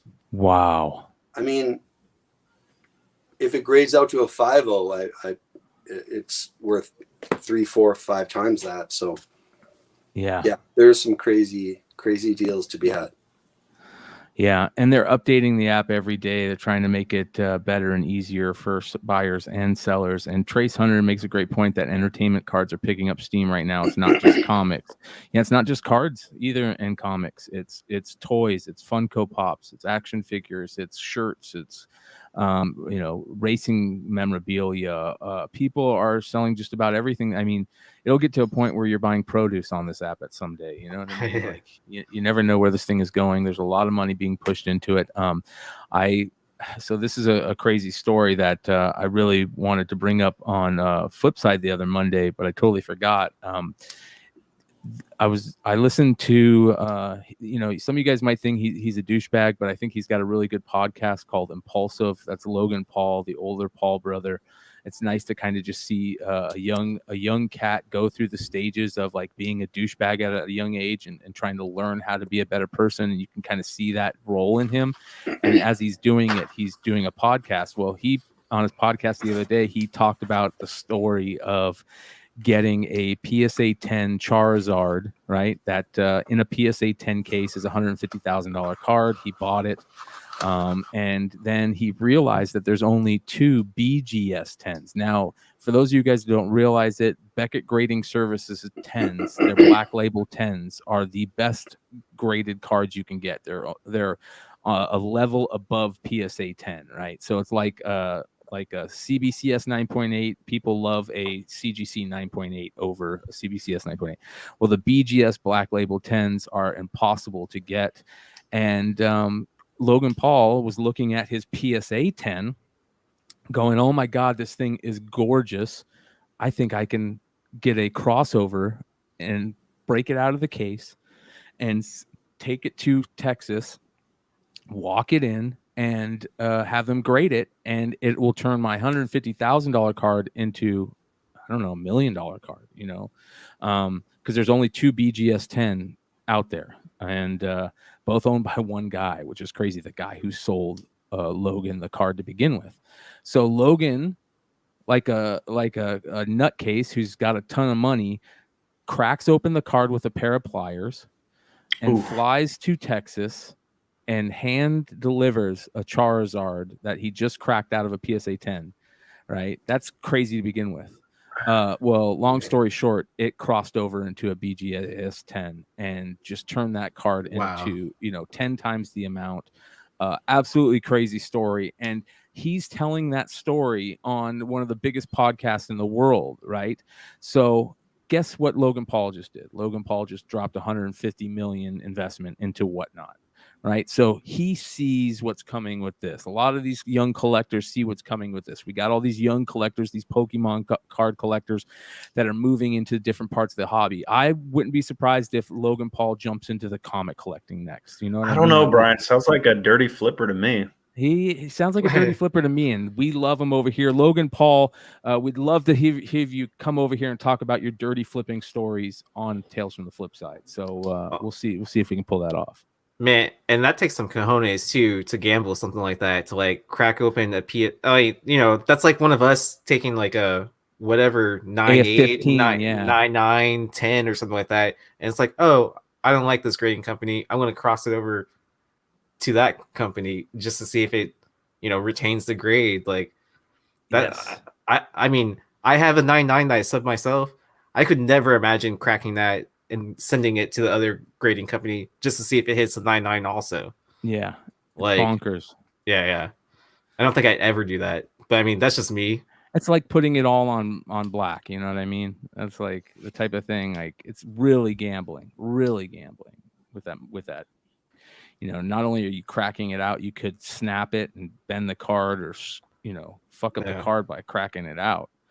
But you're right, JJ Maxwell. It's for him. It's not really a gamble because he's worth tens of $millions. Well, it still is a gamble. Still a gamble. That's $150,000 card. I don't care how many millions you got. $150,000 is a lot of money, even if you have millions. You're still gonna hurt when you take that hit. Yeah, I mean, because what if that ends up being a BGS 9? Like, is it or even he crunched a corner or something with his pliers? Yeah. I mean, would it even be close to like what a PSA 10 is? Like, no, probably not. Yeah, no, it wouldn't be even worth half of it. Yeah. So, will Beckett not cross over grade in the PSA case? No, they won't break it out of the case. You have to break it out of the case, and they're not going to just look at the card. They have to actually see it out of the case. The way they do their things. So I'm waiting for a grading company that will grade the case that you graded something in. Oh, I thought there is that. This is a BGS 10 of a PSA 10. Yep. And there is like a case inside a case, like Russian nesting dolls. Yeah. Well, no, I thought there was a company that does that for Comics Labs, like where they look at the book and then they say it looks like a whatever grade. And they just put like a sticker on your slab. I don't remember the name of the company. I guess I don't want to put them on blast. I want nested slabs, Aaron. I want nested slabs. You guys, here's a perfect live example. This is a 1 in 200 variant, right? Let's see what it goes for. It's probably going to go for much more than it would if one of us were selling it, because you're watching the great Mighty Mel V, one of the best sellers on Whatnot. He's got 87 live. Usually, most people only get 30 to, at 30 max viewers. So, this is going to go for, usually it'll go for more than what it would for us. But the best way to explain it is, if you get on Whatnot, you guys go on the app, look for lobbies that have, 10 to 20 sellers, and if you see the books that they're selling and they're selling good books, you're going to get good deals on it. Right. Yeah. So let's see if this goes anywhere near ratio for a Greg Horn Virgin variant of Iron Man #5, Tony Stark Iron Man #5. Is that half ratio? 97.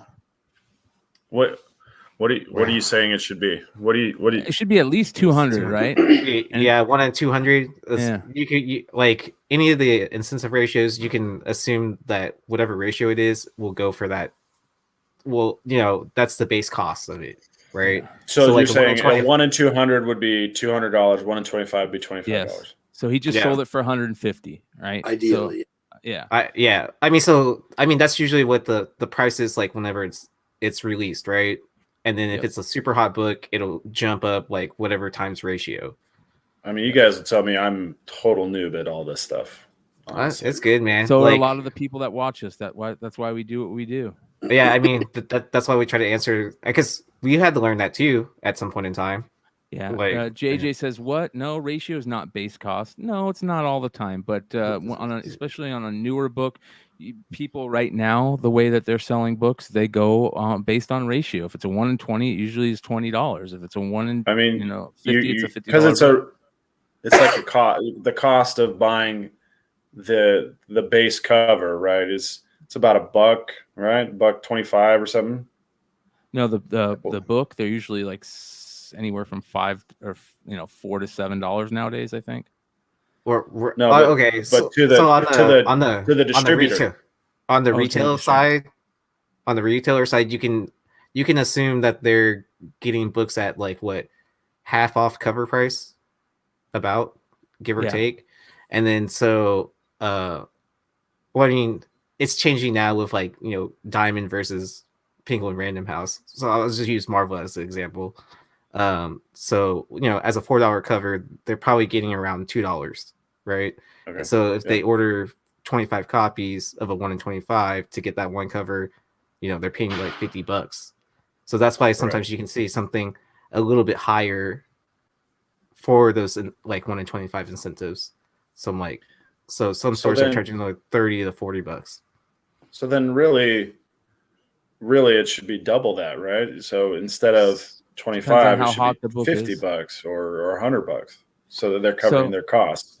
So if you a great explanation is if you watch the Hot 10, usually a lot on the Hot 10 will say, okay, what's this book going for? Is it going for? It's a ratio book. Is it going for ratio? That means is it going for? It's a 1 in 20. Is it going for 20? And most of the times those hot books will be 2 times or 3 times the ratio by the time they get on the Hot 10, right? So that's kind of how the best way to explain it from my perspective.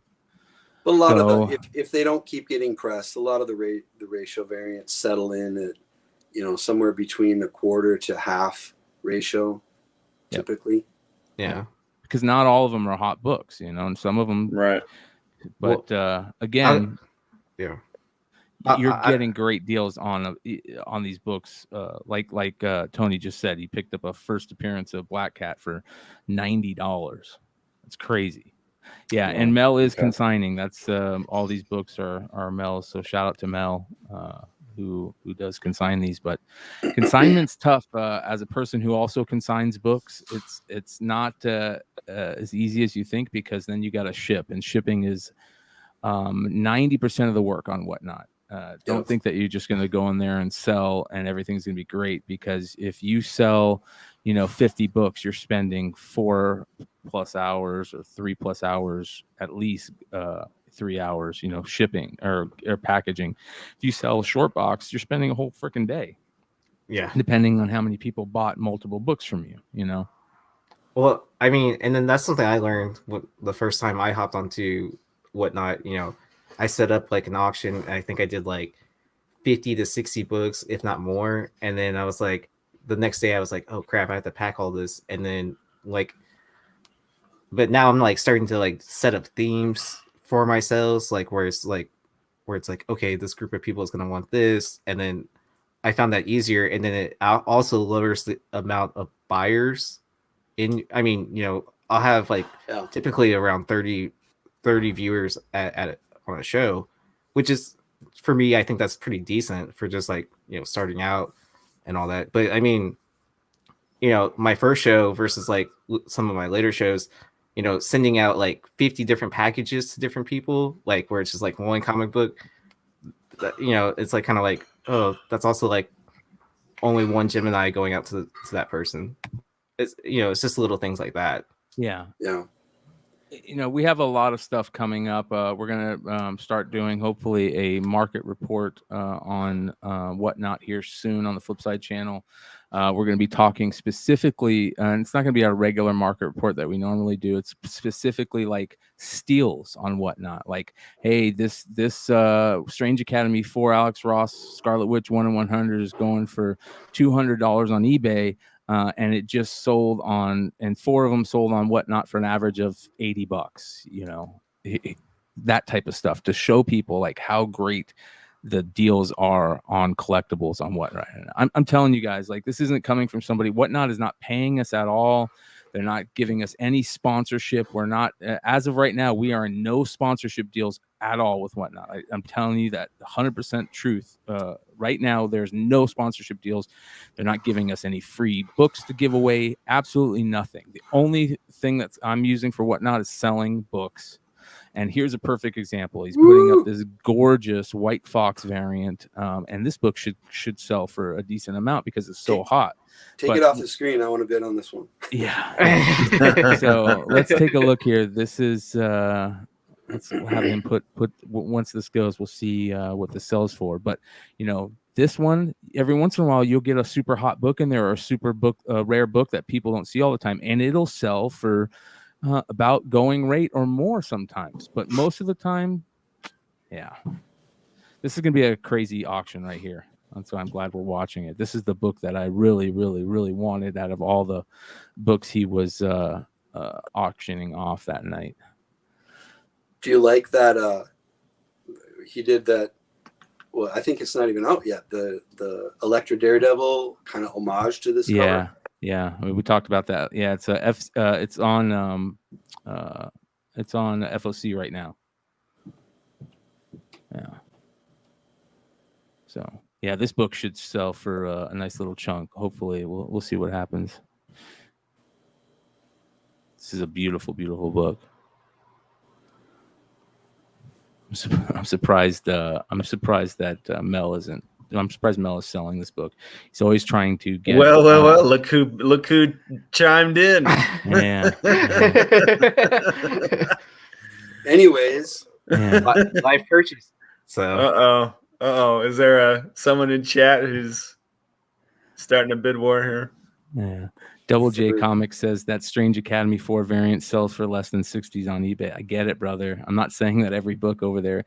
Man, you're more negative than David Nelson sometimes, JJ. What's going on, brother? You catching that negativity from Marco?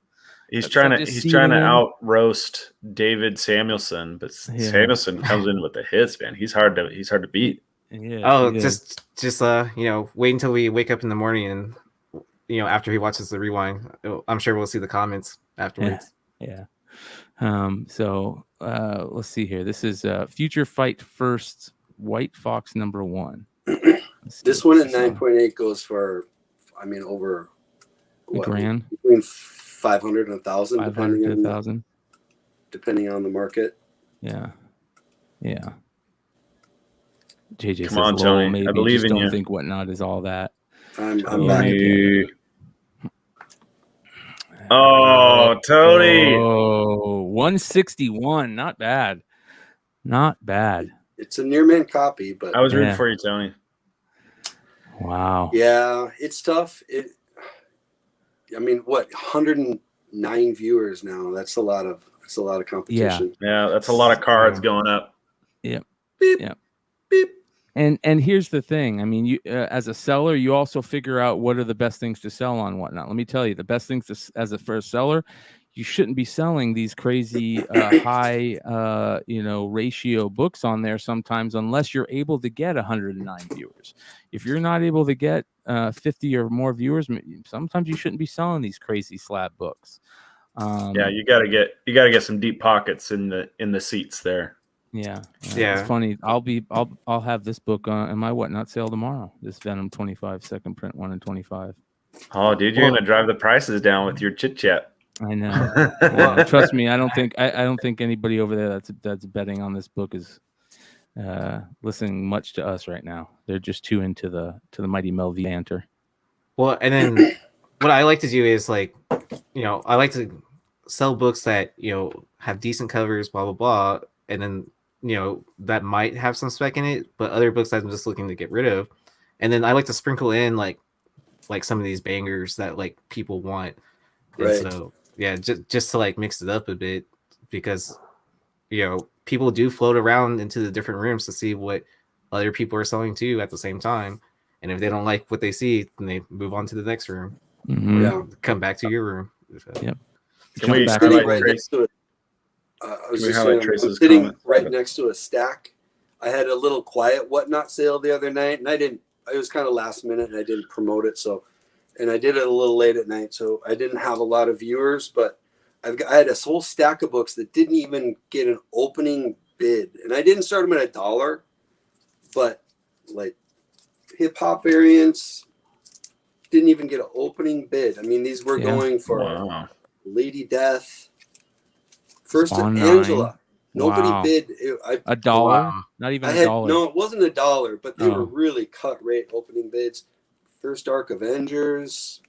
So yeah, if you had tuned in, you would have got some damn. Yeah, good this is deal a there. very important thing right here that JJ Maxwell is stating. One of the main tips that I can give sellers on Whatnot is do not label your lots. Lot 1, lot 2, lot 3. Label what the book is. This is Deadpool 13, the Rob Liefeld 1 in 100 variant. That's how you should be labeling stuff. Do not label it as book 1, book 2, book 3, book 4. That's lazy, and it hurts all of us. So. Yep. Well, what I wanted to say to Trace was, this is more entertaining than you're going to get from Dune or even Eternals, for that matter. So, yeah, you know what? This is pretty entertaining stuff. Yeah. Wookie Fodder says, I still don't get why you would sell on Whatnot and pay a percentage when IG live sale. Because here's the reason, and I'll tell you for me the reason. Yeah, you're right. IG live is free and stuff, but you have to hassle. Hey, I gotta hassle you to pay this damn PayPal PayPal invoice. Yeah. And yeah, then they don't also do any legwork for you. Yes. Well, and then I mean, are you really gonna like sit there and print out like 50 shipping labels from whatever company you use to do that? Like, yes. I don't have to do any of that. Like, the shipping price is like taken out of the equation for me. Whatnot pays for the shipping. It doesn't pay for the shipping, but they do all the shipping stuff. All you have to do is press a button and print a label. They do it all for you. They work with a shipping company.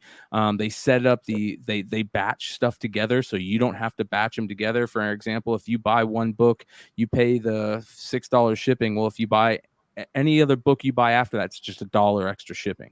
So it's more beneficial to buy multiple books for the seller and the buyer, right? As a seller, I want to send multiple books. I want to send 50 of my 250 lots to one person because it helps me. It takes time off of shipping. As a buyer, I am not going to have to pay a ton more shipping to get extra lots. So that's a big deal. Yeah, and it's then super user friendly. Yeah. Well, and then that's another great point too of why it's important to label your books, because then when you're sorting them all out after your sale, when you have all the invoices and printing labels, you don't have to remember what comic lot number whatever was. Like, exactly what book goes to who, and so there's no like mistake of, oh, I accidentally sent this to whoever and someone else ended up with book XYZ. Yeah. We've got a lot of stuff coming that's I think is going to be very beneficial for you guys. Again, this is advice just like we've given advice on Key Collector before. We've given advice on Cover Price before. We give advice on eBay all the time. We give, this is when anything new pops up, we're talking about Whatnot now, but we're going to be talking about another great app, Shortboxed, here in the future, which this is the important thing about being a comic flipper, right? A person who most of us came to this side of the pool because we like to flip books to buy more books or to buy better books, right? Or to buy better grails. I'm flipping these Mark Bagley 1 in 100 hidden gem variants on Whatnot in order to get my first Hulk 181, whatever it is. That that is why a lot of people come listen to us, because we say, hey, these are good tools to use if you're doing that. This is what you want to do. This is a way to do it. This is the best way to ship stuff. This is the best way to label stuff on your eBay sales. And you use different tools for different books. For example, if I've got a really crazy high grade key, I might think about putting it on Heritage or definitely eBay over Whatnot. That's for sure. But if it's a lot of filler books, for instance, Bronze Age Marvel books sell great on Whatnot, right? Because they're not books that sell. You don't sell a ton of Bronze Age Marvel on eBay, and you get rid of stuff quicker on Whatnot. So you're just getting rid of a lot of books that might be stale because people are going, oh, I'll buy that for $1. I'll buy that for $2. I'll buy that. That's a book that I'm looking for. I'll spend a couple bucks on it. I'm getting it at a great deal. And as a seller, you're getting rid of a lot of stuff at once that you normally wouldn't. So yeah. Speaking of Shortbox, I just before I logged on here, I listed 2 books on Shortbox. I heard it's super user friendly too for that. It is. Where all you literally have to do is like scan the barcode on whatever slab you're selling, and then it fills in all that information for you, and then you just have to provide pictures. Yeah, you just have to take really good. They're picky about their pictures. You have to make sure you have good lighting and focus, and but as long as you take good pictures, it's super easy. Nice. And those guys were a pleasure to meet in Baltimore. Yeah, they gave away some swag, man. Did you win a bag? I did not. Well, he's got an Arthur Sidum Empire of the Dead variant up there. Shout out to fucking Rad, another cool community member, FKN_RAD_comics. So make sure to give him a follow. But again, it's there's going to be more information as we go on, and make sure to follow all the people on this channel that are selling over there, because these are respected sellers, respected community members, and they'll give you good information about what the book is, rather than just saying, hey, this is a great book because it's got so and so on the cover. No, this is a great book because it's the first meeting between Blade and Moon Knight, and that's a good reason because of this, and that type of shit. They'll tell you, oh, this is the first part of this amazing iconic storyline that you might not know about. Oh, this is the second appearance of Poison Ivy, that type of stuff. That's the important, that's the best way as a seller, is to give people information that, you're not screwing people over, and it helps. It makes this is also entertainment. People aren't there. They're also watching. They're spending their time. They're listening. You're putting on a show for them too. So cool stuff. Yeah. And beware beware the sellers. I don't want to name names, but that talk up those 25-cent books and give fake spec, or here's a mid-90s Quasar 42.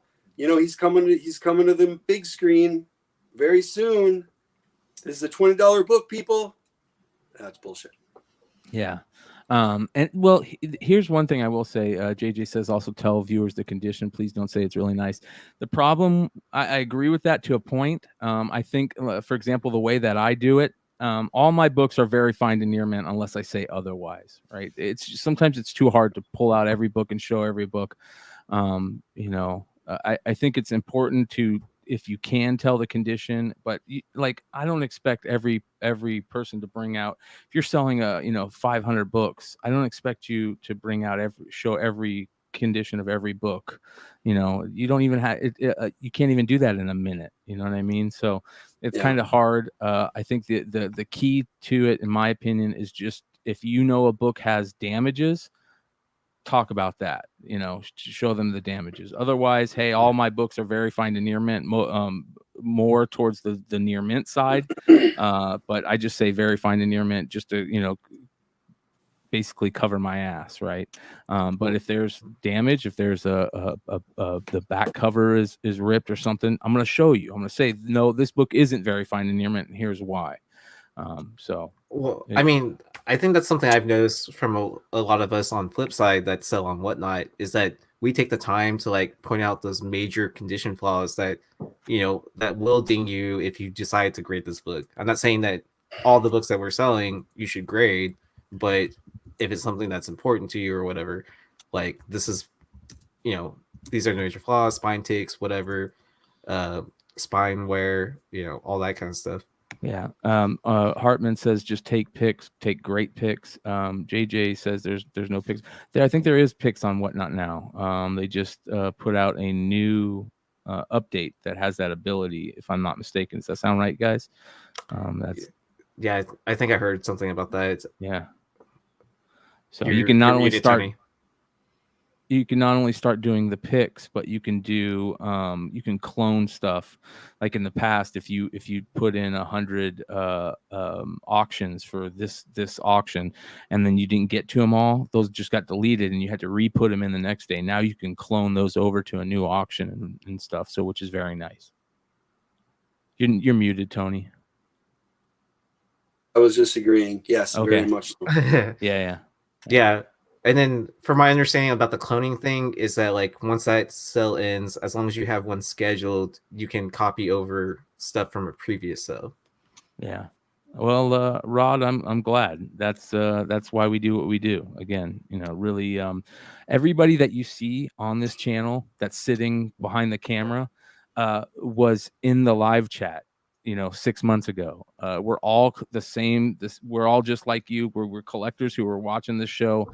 That enjoyed, having these conversations with each other, and one thing turns to another, and people get behind the camera if they're down to get behind the camera, and but either way, you're a part of this community by being in the chat or being, in our Whatnot sales or our, we all got stores, or we all got social media. Follow us on IG.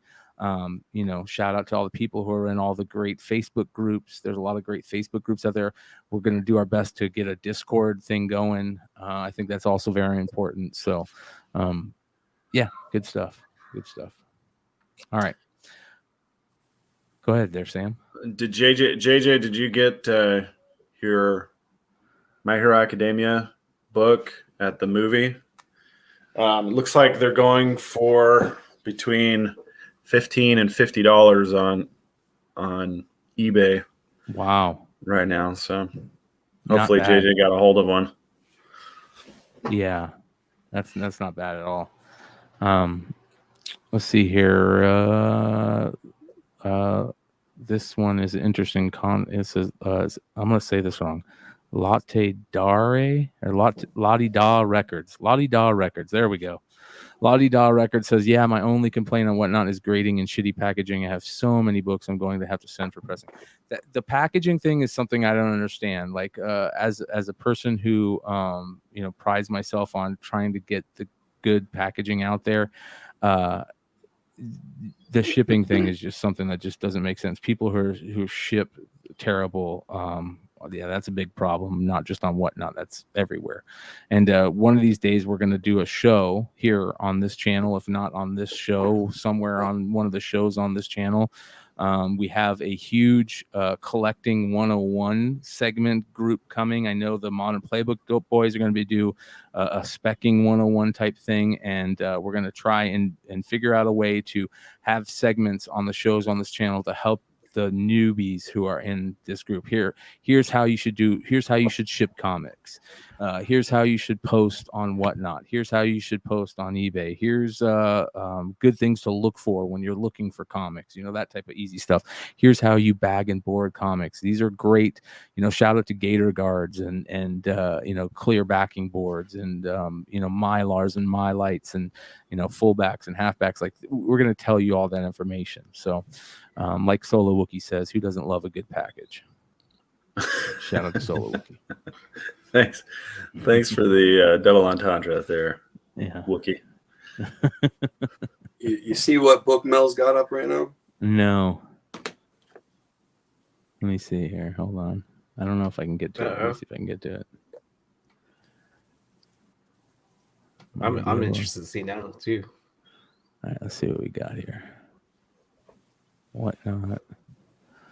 Oh yeah, this is the book he's been telling me about. Oh, So you guys, this is $1,000 9.8 right here. This is outlawed number 1, the 1 in 50. Is that what it is? Yep. So this is a huge book. Been a big book ever since the pandemic first started. I think this was the first big book of the pandemic era. $1,000 9.8, $300 raw. Let's see what type of deal or The last one went for 1,500. the last 9.8 went for 1,500. Yep. So let's see what this raw goes for. And Mel did say that this is a very, very clear 9.8 book. You know, if we're going to be commenting on an auction, you got to use your best auctioneer voice. I don't have the Micro Machines guy. Yeah, Micro Machines. Yeah. We're going to get this auction started at $1. Can I get it $2? Is it $3? $4? We're going to $5. 6, 7, 8, 8. We're going to 10, 11, 13, 135, 1 for 45, 1 for 30. Man, you guys are so fast. Ooh, I see Longshore in there. I see Longshore in the room. Let's see if he wins it. Yeah, this is Longshore's Tony. Tony, get in there. 330. I'm watching it, but no. Tony. 350.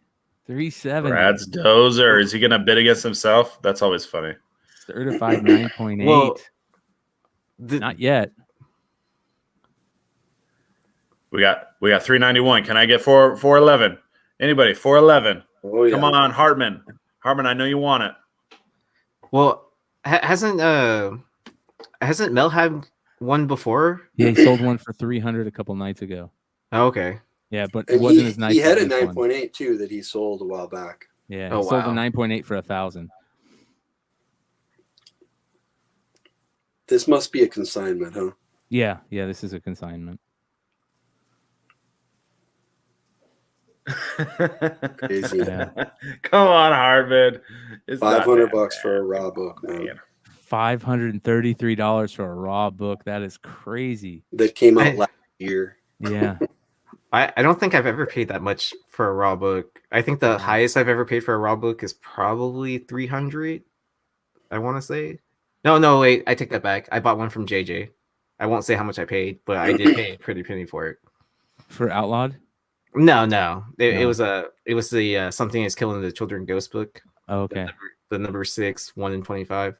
See, this is going to be a $600 book. You watch. He's going to sell this for $600. Is he going to hit the mark? If he hits $600, Brian, you got to hit $600. 567. Ooh. Add 10 seconds on 587. Here it comes. He's going to sell this we're going to have a collective hero-gasm here in just a second. Watch Brian's hero-gasm face. It's just coming. Well, you want to know the best part is I just sent one of these off to Big Leg to get pressed. Nice. Are you going to grade it? Yeah, I sold a 9.8 for 1,000 about 5 months ago, I think. I had 3 copies of this book. Sold one raw for 300, one for 9.8 for 1,000, and then the other one I haven't sent in yet. I don't know if it's going to be come back at 9.8, but you never know. Ooh, there we go, 595. 595. Well, with tax and shipping, it definitely tax and shipping. $600 book. Good call, Aaron. Good call. Yeah, Rod Gamer says he sold Spider-Gwen raw for 400 on eBay. Congrats. That's a great book. So if he's talking about Edge of Spider-Verse 2, I want to say that seems like still slightly low of a price, in my opinion, for that book, because like that's easily $1,000 9.8 also. Yeah, so it's still nice selling a raw for $400 though. Yeah, definitely. Yeah. So JJ, did you get the My Hero Academia book? I see you back in chat, man. You didn't respond to me earlier. That is true, JJ. It did come back in 9.8, so I was happy about that. What was the factor multiplier after you got it back graded? For come back as 9.8? For the value. So versus how much did you spend versus how much is it now? What was the multiplier? 2 times, 3 times? It's probably doubled now. So, and then with that book and House of Slaughter coming out, I'm sure it's going to multiply even more. because that's Aaron's first appearance. Right. Yeah, so I and then- have which is the Something is Killing Children foil book?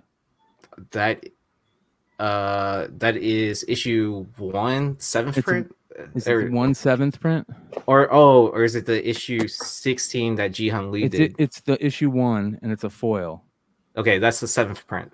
All right, does that sell for a decent amount? Yeah, I want to say is that $100 raw now, or is it like or is it like 60 to 80? I can't remember. I'll have some of those available at my Whatnot sale tomorrow too. So make sure you. I guys think it stop might by have peaked out at 100, and I think it's dropped down some from that because just that series has been cooling down a little bit. Yeah. But like it's easily 60, 80. That was the local comic book day one, isn't it? I don't know. That's why I'm asking. That's yeah. Okay. Yeah, it was the local comic book day one. Local comic shop. Okay. Yep. So again, follow if you guys want to find me on Whatnot. I am selling under the Tales from the Flipside account. So anytime you guys see the Tales from the Flipside account on Whatnot, that is me. You can find Yeezy at Yeezy. You can find Tony Blue Green Artifacts. And you guys, Yeezy's got a sale coming up after the show. When are you next up, Tony? I'm trying to get into a schedule, so I don't have one scheduled yet. Probably next Thursday. Okay. I'll be Sunday around 6 p.m., 6:30 Eastern, and then we'll see how that works from there. We have a bunch of people that we're getting set up to start a schedule, a nice fixed schedule that we can start sharing out on a regular basis. Get some of us putting a Voltron group together to knock out some of the crazier trash pandas out there. But we'll see how that works out. We'll see how. Can I be the left foot? Of course. Sweet. Of course. Sweet. All right, you guys. I want to say thank you again. Make sure you guys hit that like button, hit the subscribe button. Before we go, I want to give a quick shout out to my homie and compadre and partner in crime over at the Bogcast. You guys go check out the Bogcast, BOGCAST. And you can find me over there talking about a lot of real life shit, none of this comic book crap. But that being said, this is something I would love for you guys to check out. This is my best friend Keith's Kickstarter. Let me do this here. This is my best friend Keith's Kickstarter for a movie called The Sound Guy. Check it out.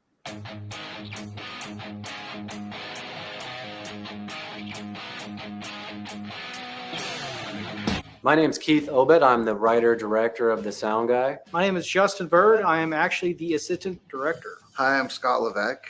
I'm director of photography on The Sound Guy. My name is Cliff. I play Cliff in The Sound Guy. My name is Rich Formey.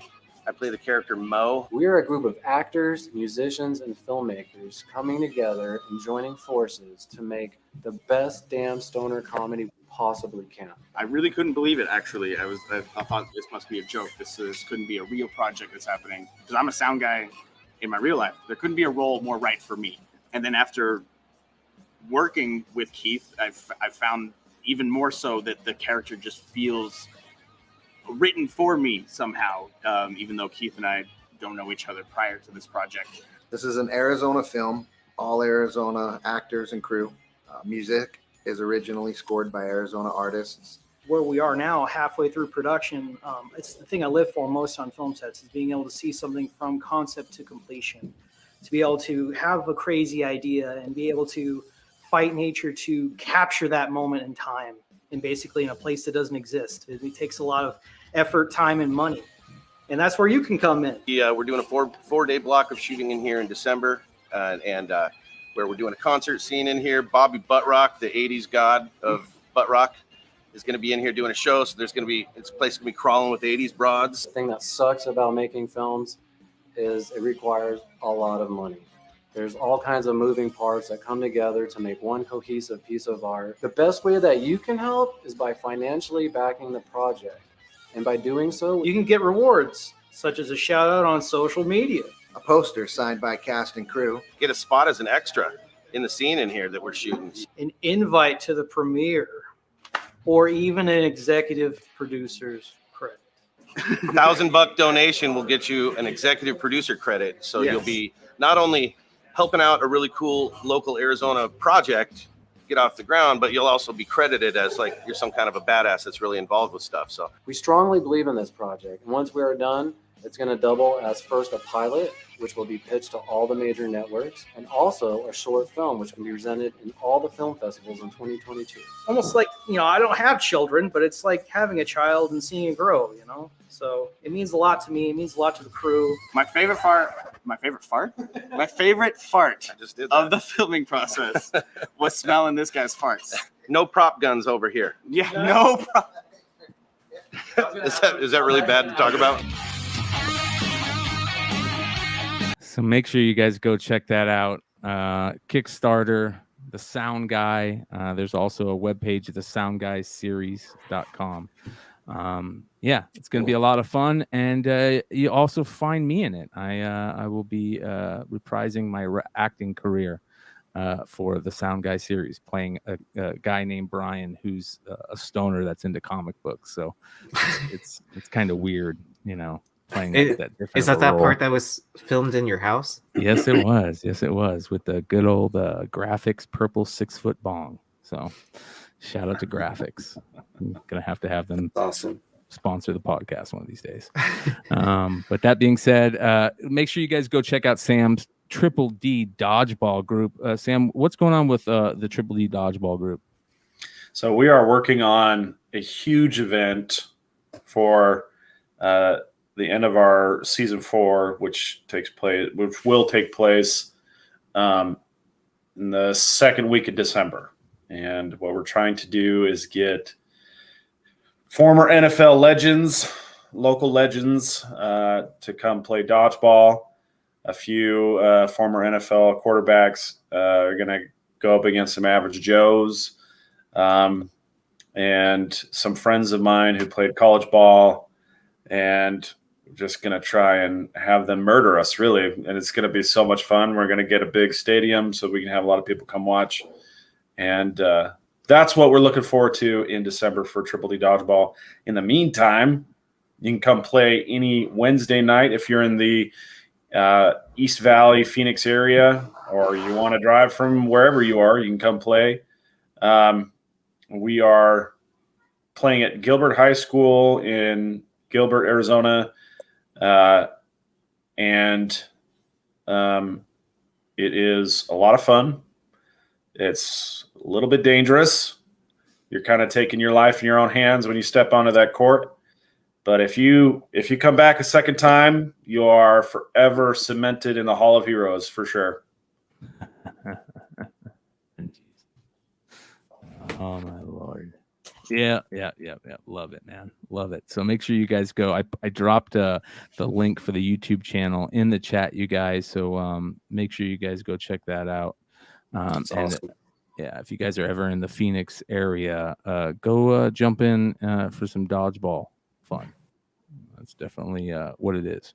Thanks, Brian. And again, Easy Yee, immediately following this, I believe is going to be setting up his box breaking, card breaking for Whatnot. So make sure you guys go check that out. I'll be there tomorrow. And then, of course, you guys make sure to give a like, subscribe. Again, the Star Wars show will not be on the Tales from the Flipside channel tomorrow night, but you can find that on Renavision. Peter Renna is one of the best guys in this community, putting out, like I said, in my opinion, the best comic book content on YouTube, and that will not change anytime soon. So make sure you guys follow the Dark Side show over there. We will be putting in that place a market report video. We used to put out the market report wrap up every week, so we're going to start doing that again, so you guys can get your market report fix on that night. And then, of course, Monday night, Tales from the Flipside. Tuesday night is Comic Book Women. Wednesday and Thursday, Modern Playbook. They've been doing some really cool stuff over there. Some really cool new ideas are coming from the Modern Playbook crew. You guys are really going to like what they've got coming, and lot of stuff working. And then, of course, Friday nights, the Hot 10 show, back to Saturday nights right here with the Modern Comic Mayhem crew. We'll see you guys next time. Peace.